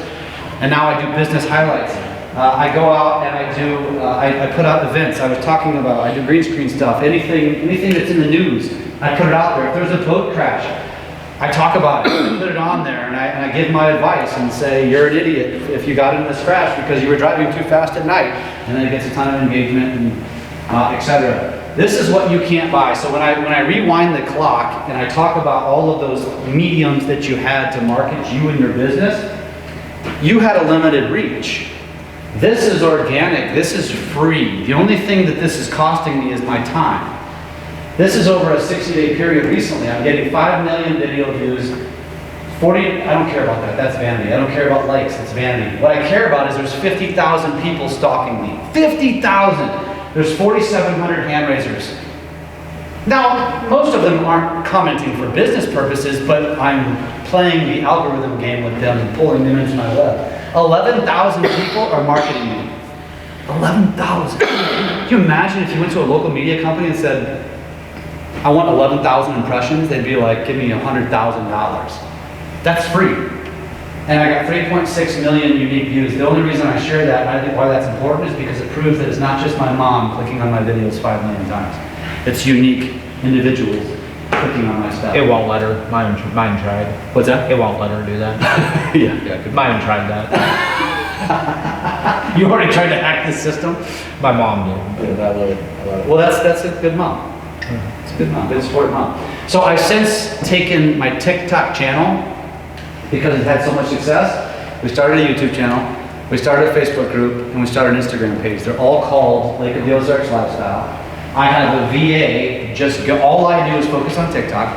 She goes in, takes my videos, removes the watermark, and posts them to these other places. The only thing extra I do is on YouTube, I create one long form video per week, like a 10 to 20 minute video. And I have an editor who's also a VA. It's all very possible, but you gotta start with your own TikTok. You gotta find your own niche. Once you find that niche, I'm telling you, if anybody in this room figures that out, and you can build the audience, it's not about the audience, it's about the engagement. I don't have to do shit anymore. I just gotta create content. Like I said, I was approached by a broker. I do listing videos, which I'll show you here in a minute. I do listing videos at the lake for agents that raise their hand and say, hey, will you come promote my product? And while I'm doing it, I'll show up and the agent will be like, I just want to follow you around. And I've had 2 agents that said, you know, Jeff, if you ever started a brokerage, I'd join. And I was like, I guess I need to get in the real estate business. And then like 2 months later, somebody approached me and they said, yeah, I need you to get in the real estate business. That's gold. Like, you can't pay for that. This is an example, you can't probably see it, but this was my first lead. So I started this in August, this was in September, it says September 15th. This particular gentleman went from TikTok, he went and found me on Facebook and he said, mind you, I was 1 month into Lake of the Ozarks Lifestyle, I hadn't posted one thing about real estate, I didn't say I was a real estate agent, nothing. He reaches out to me on Facebook and says, where is the best area to buy a lake house? A couple friends and I are looking at it, blah, blah, blah, gives me some information. I respond to him and say, hey, that's awesome, I got some questions, do you know anything about the lake, blah, blah, blah. He responds. I say, great. Do you want me to connect you to a real estate agent?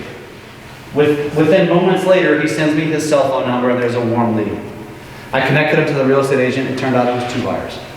So within a month, I created 2 buyers. Just like that. And again, I didn't even talk about real estate. And this guy goes, also, I want your opinion. And you know what that told me? I'm the authority. I didn't even realize it. I'm just sharing what's going on in the community, and my audience looks at me and says, you're the expert. The funny thing is, I don't even live there. That's my second home. You know how much I probably piss off people that live there? I just out-contented them. That's it. it continues. I get a ton of this now. This was, I need to update this. This was a guy who owned Airbnbs at the lake. He said, I'm having a hard time finding a property management company. Can you connect me? You're the expert. I connected him. This guy runs a restaurant. He goes, hey, are you the Jeff on TikTok? So look at this. All of these people, this guy found me on Instagram, this guy found me on Facebook, the other guy found me on Facebook. They're going and they're leaving TikTok and going over to the other platforms to find me. It's crazy. And so he said, hey, will you come out and highlight my business? This guy owns a lake product, like a boating product, like a float. And he said, hey, I'm going to send you some product. Will you promote my product? And then I did it, and one of the videos went viral, and he said, I want more. And I said, pay me. And he did. That's not what you're all after. You're all after sell more real estate. So also what I do is I sprinkle in real estate videos. And I'll show you, I'll just jump ahead. This is 5 of my most recent real estate videos. I just aggregated the data. If you post a real estate video, you post 5 real estate videos, you're not going to get a fraction of a fraction of a fraction of this engagement. It's not possible. This is why TikTok is so powerful, but it's also why it's powerful if you establish yourself as an authority, because people want to engage. Look at this. Views, likes, okay, great. This is 152 leads. 152 people. If you went through and looked at those comments, it's like, how much is it? When can I see it? All these questions, lead. 916 people are promoting the real estate business that I didn't have.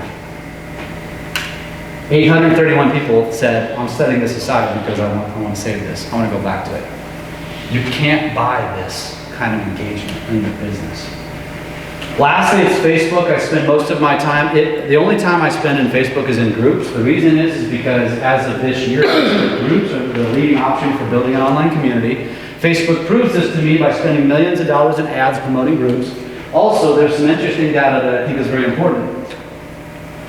1.8 billion people use Facebook groups, that doesn't matter. 86% of internet users with $100,000 in income are in Facebook groups. That's the reason why Facebook is still very relevant, because there's more 100,000-aires there.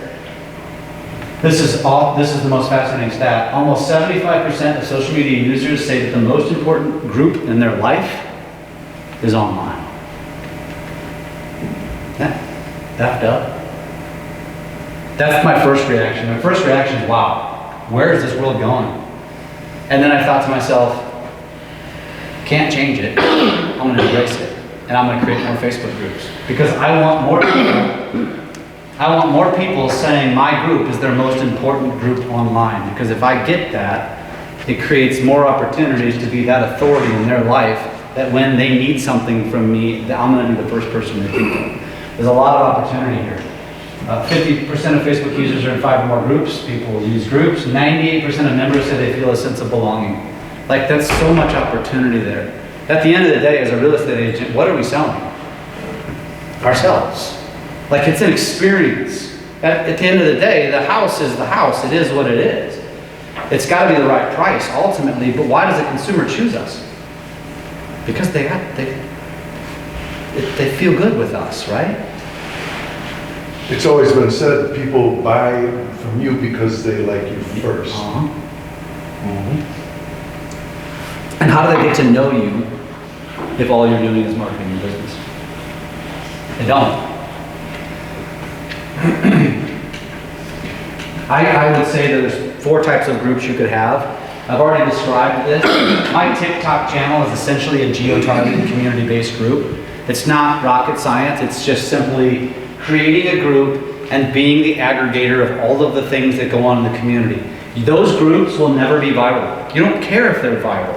If you're here in this market, how many people live here? A few thousand?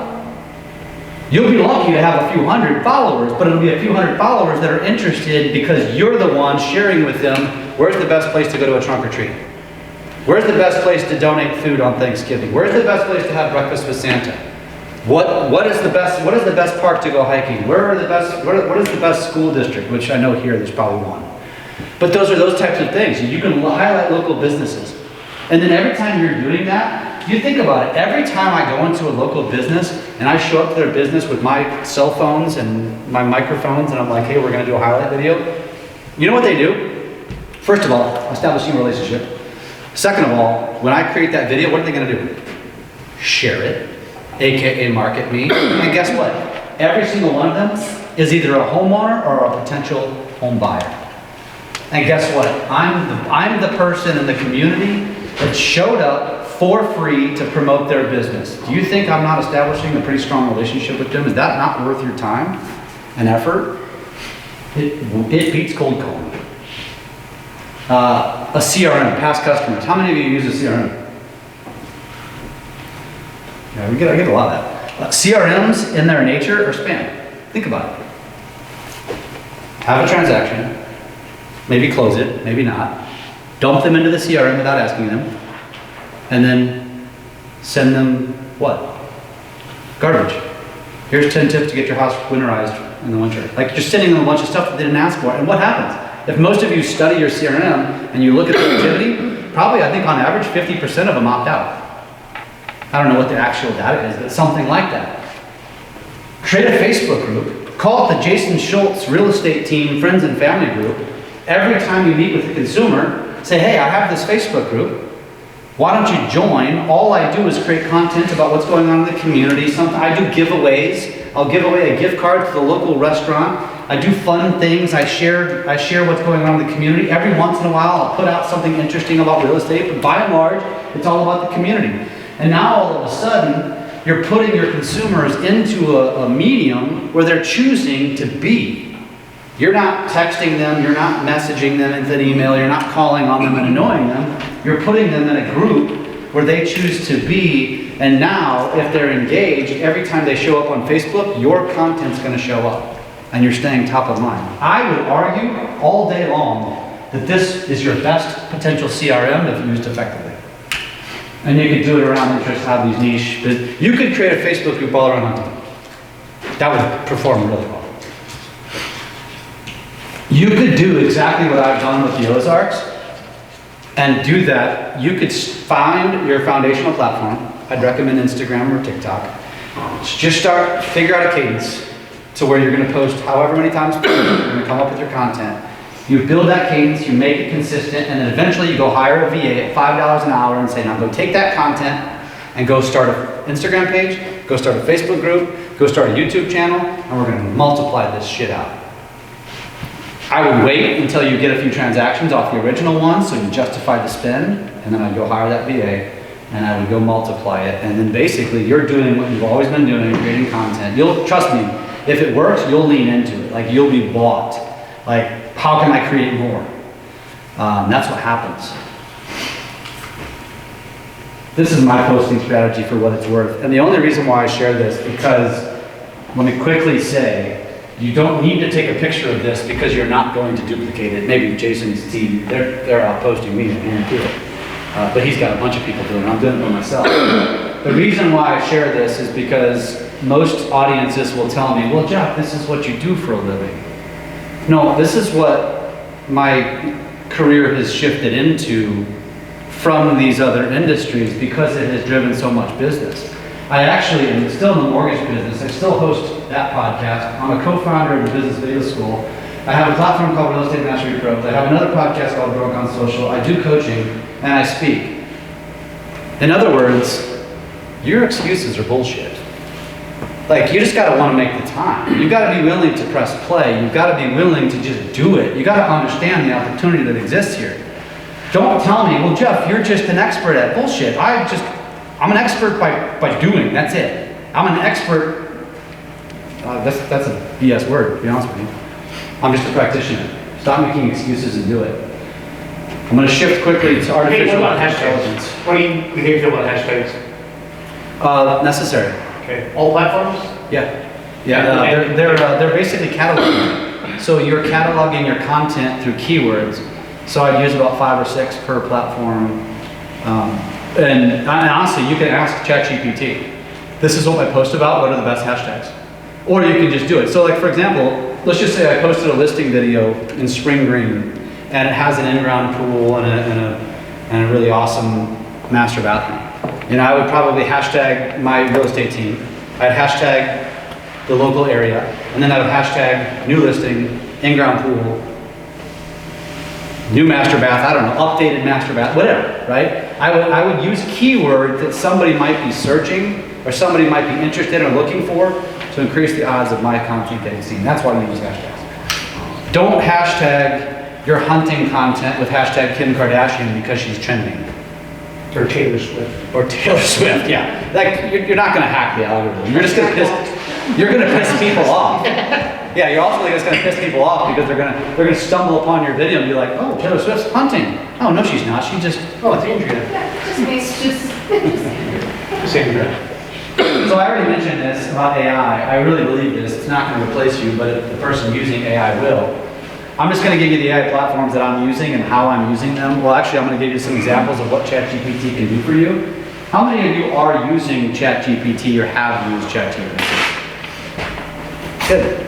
It's better than this morning. So ChatGPT is your assistant. We were in the driftless area this morning. Oh, they're just, they're drifters? They're still drifting. They just got color TVs a few years ago. Running water. They don't have internet yet? ChatGPT, you can basically ask it anything and it will give you a response. It's really incredibly smart. It can do anything for you. I'll show you some examples in a minute. I'm just going to give you some other platforms. For those of you that are enamored by AI, these are all real estate related AI platforms. PropPal, it generates real estate listings. So you can go in there and literally like put in a few details and it's going to spit out a listing for you. It's going to make your life easier. If you're creating long form content and you want to chop it up into short form content, all you have to do is upload that 10-minute or hour video into video and it's going to chop it up and give you about 20-something options of short form content. Then you've got Tome, which creates presentations. So if you're creating like a listing presentation, for example, you could go into Tome and tell it what you want, and it's going to spit something out for you. Syllabi is a platform that's designed to help you with a social strategy. So you can go in and just put in a few keywords, and it'll spit out video scripts, captions, hashtags, basically everything you could possibly want around a social strategy. Descript is is like an audio AI, so it's going to remove like background noise. It can basically voice cloning, those sorts of things. Midjourney is a images AI app. So like for example, if you had a listing or if you had a picture of a house that didn't have a in-ground pool and you wanted to see what it would look like with an in-ground pool, you can ask it to put an in-ground pool and it's going to spit out like 5 images of the examples of an in-ground pool. Very useful for a real estate agent potentially. And then there's Google Bard, which is just a ChatGPT wannabe. Now there's a lot of AI platforms. There's more. These are just, if you want this slide, I'll just share it with you, or any of these slides for that matter. I won't go too deep on this. I mean, the only reason I'm sharing this is because I've stumbled upon these. So the WNR.ai basically has templates for anything. Like you could go into WNR and say, hey, I want to lose 10 pounds. I don't like running. I do like lifting weights. I don't like this. And it's going to spit out a workout plan for you. It's freaking awesome. This one, Vector Magic, is if you ever had a problem where you try to upload an image, you send an image and it's a JPEG or a PNG and it's got to be converted to a different format. It does it for you. It's really awesome. What's it called? Vector Magic. This is Playground AI. This is another images one like Midjourney, except it's free. It's called Playground AI. Opus Clip is another long form to short form. And this is Cloud Convert. So if you have to convert a file, like if you've ever had like an Excel spreadsheet, you need to convert it to a CSV or something like that. Like usually, historically, I had to get like an IT guy to do some of this stuff, or you know, a graphic artist. But now you've got, AI's replacing jobs. It's just the way it's going to be. And the thing is when you think about this kind of stuff, like the thing that I would have turned to the graphic artist for, if I'm that graphic artist, I'm embracing the shit out of this to stay ahead so consumers still need me. Just like you as a real estate agent, like when you think about how I can ask Alexa, and you should go home. If you guys have an Alexa, go home and try it. Especially if your Alexa is connected to the internet and it's connected to your TV, and say, can you tell me about can you give me how many listings there are in my market from 100,000 to 300,000? See what happens. It may not be there today, but within a very soon time, it's going to be there. And the minute that comes, it's just one step closer to replacing you. These are some examples of ChatGPT. So I asked it some questions. So I literally did this morning. So this one, it says, what are some social media content ideas for the rest of October and early November? And it spit out 12 ideas. like that. Like, so if anybody tells me I don't know what to talk about, I don't know what to create content around, I'm like, bullshit. Pull up the free version of ChatGPT, ask it a question, and done. You're set for the rest of the month. Here's another question. I said, what are the best destinations near Spring Green, Wisconsin to highlight for social media content? The answers are, what is it? To the place down here? Taliesin's #1, House on the Rock #2, American Players Theater, Wisconsin River, Tower Hill State Park, Natural Bridge State Park, Cave of the Mounds, Governor Dodge State Park, Driftless Area Scenery, and then it gets a little bit looser. Local artisans and craftsmen, winery tours and breweries, local events, historical sites. Like, if I had asked anybody in this room, I should have done that. Asked you guys the question and then to ask ChatGPT, and I probably would have got a more intense answer from AI than I would have gotten from all of you. Because you would have forgotten, because we're human and our brains don't fire all the time. Especially if we go hit the bar. I've got a few. It is stopped. I heard. Oh, believe me, that was the one thing I heard.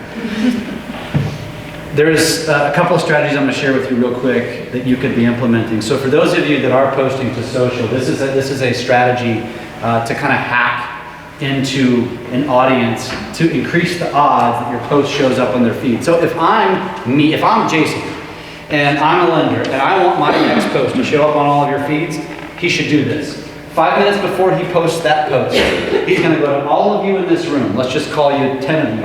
I say it's 555, but it can be whatever number. And he's going to comment 5 words or more on your most recent post.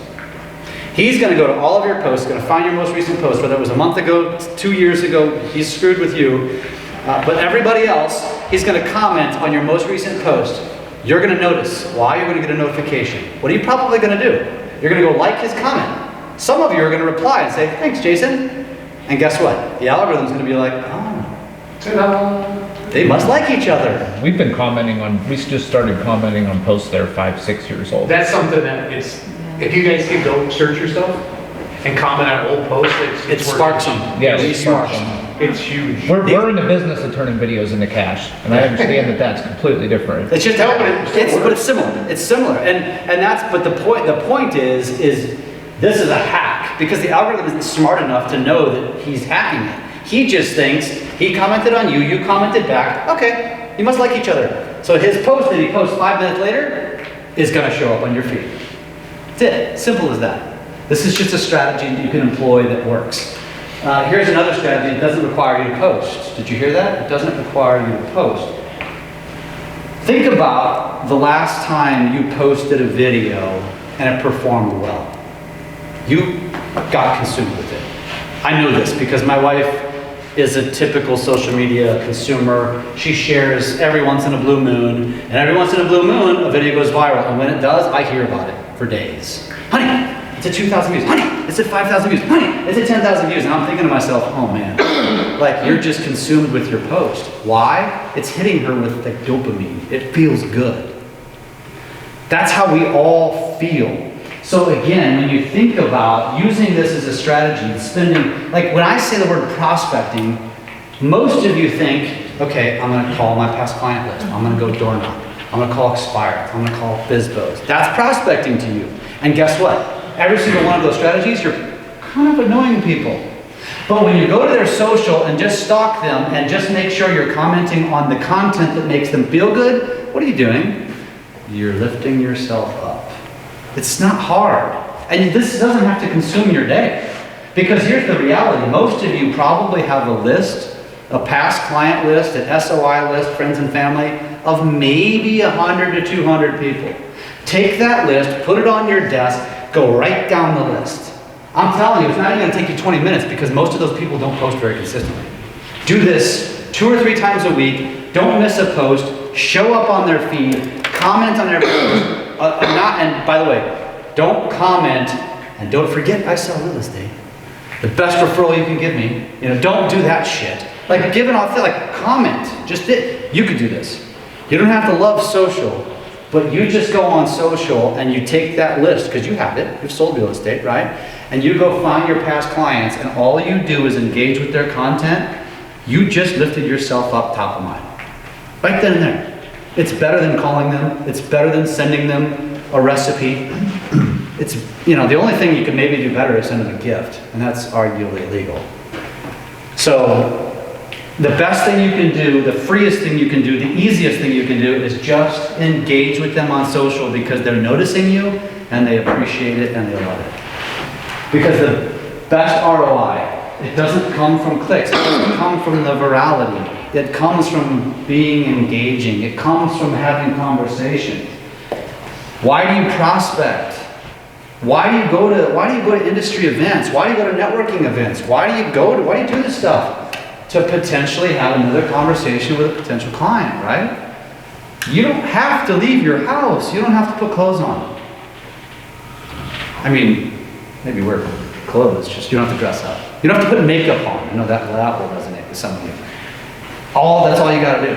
Because 1% of social media users are considered creators. That's me and Jason. 9% are light engagers, and 90% of consumers are you guys in this room. Lurkers. Yeah. This is what we do. That's what social media was designed for. But you have to look at this and think to yourself, when I heard this stat for the first time, I was on a podcast, I was like, wow. I mean, I quickly realized I'm in the 1%, but I was like, damn, if I'm in the 90%, I'm thinking to myself, that is a shit ton of opportunity because there's no competition. It's massive. And you have to remind yourself that you're not going to be great at this. You're going to watch people like me and Jason and other people that have been doing this for a long time and be like, man, my videos just aren't as good as theirs. And then you're not going to post. And you're going to get 0 results. And I'm going to tell you right now that it doesn't matter how shitty your post is, it's better than nothing. So just do it. Just post. And I do have a way to connect with me as well if you are interested. I have, over the years, I'm always telling people, did you see my latest post? Like they'll ask me a question, I'll be like, I just talked about this in a video. And they're like, Jeff, I can't keep up with your content, you post too much. And I'm like, you know what, that's a great idea. I'm gonna create an email list and I'm gonna aggregate 3 of my favorite posts from the previous week that bring the most value to my real estate audience. And I'm gonna aggregate it and I'm gonna send 1 email a week and they're just gonna be quick links and you can go watch the videos. And so that's what this email list is. So if you're interested, join my email list. I will never sell anything. I will just give you value, and that's another way to stay in touch. That is all I got. We can open it up to questions, or we can open up the bar, or you can tell me to get the hell out. I won't be offended. Thank you guys for being an awesome audience. Appreciate you. The biggest question is, are you going to get on social, Terry? That's the biggest question? For me.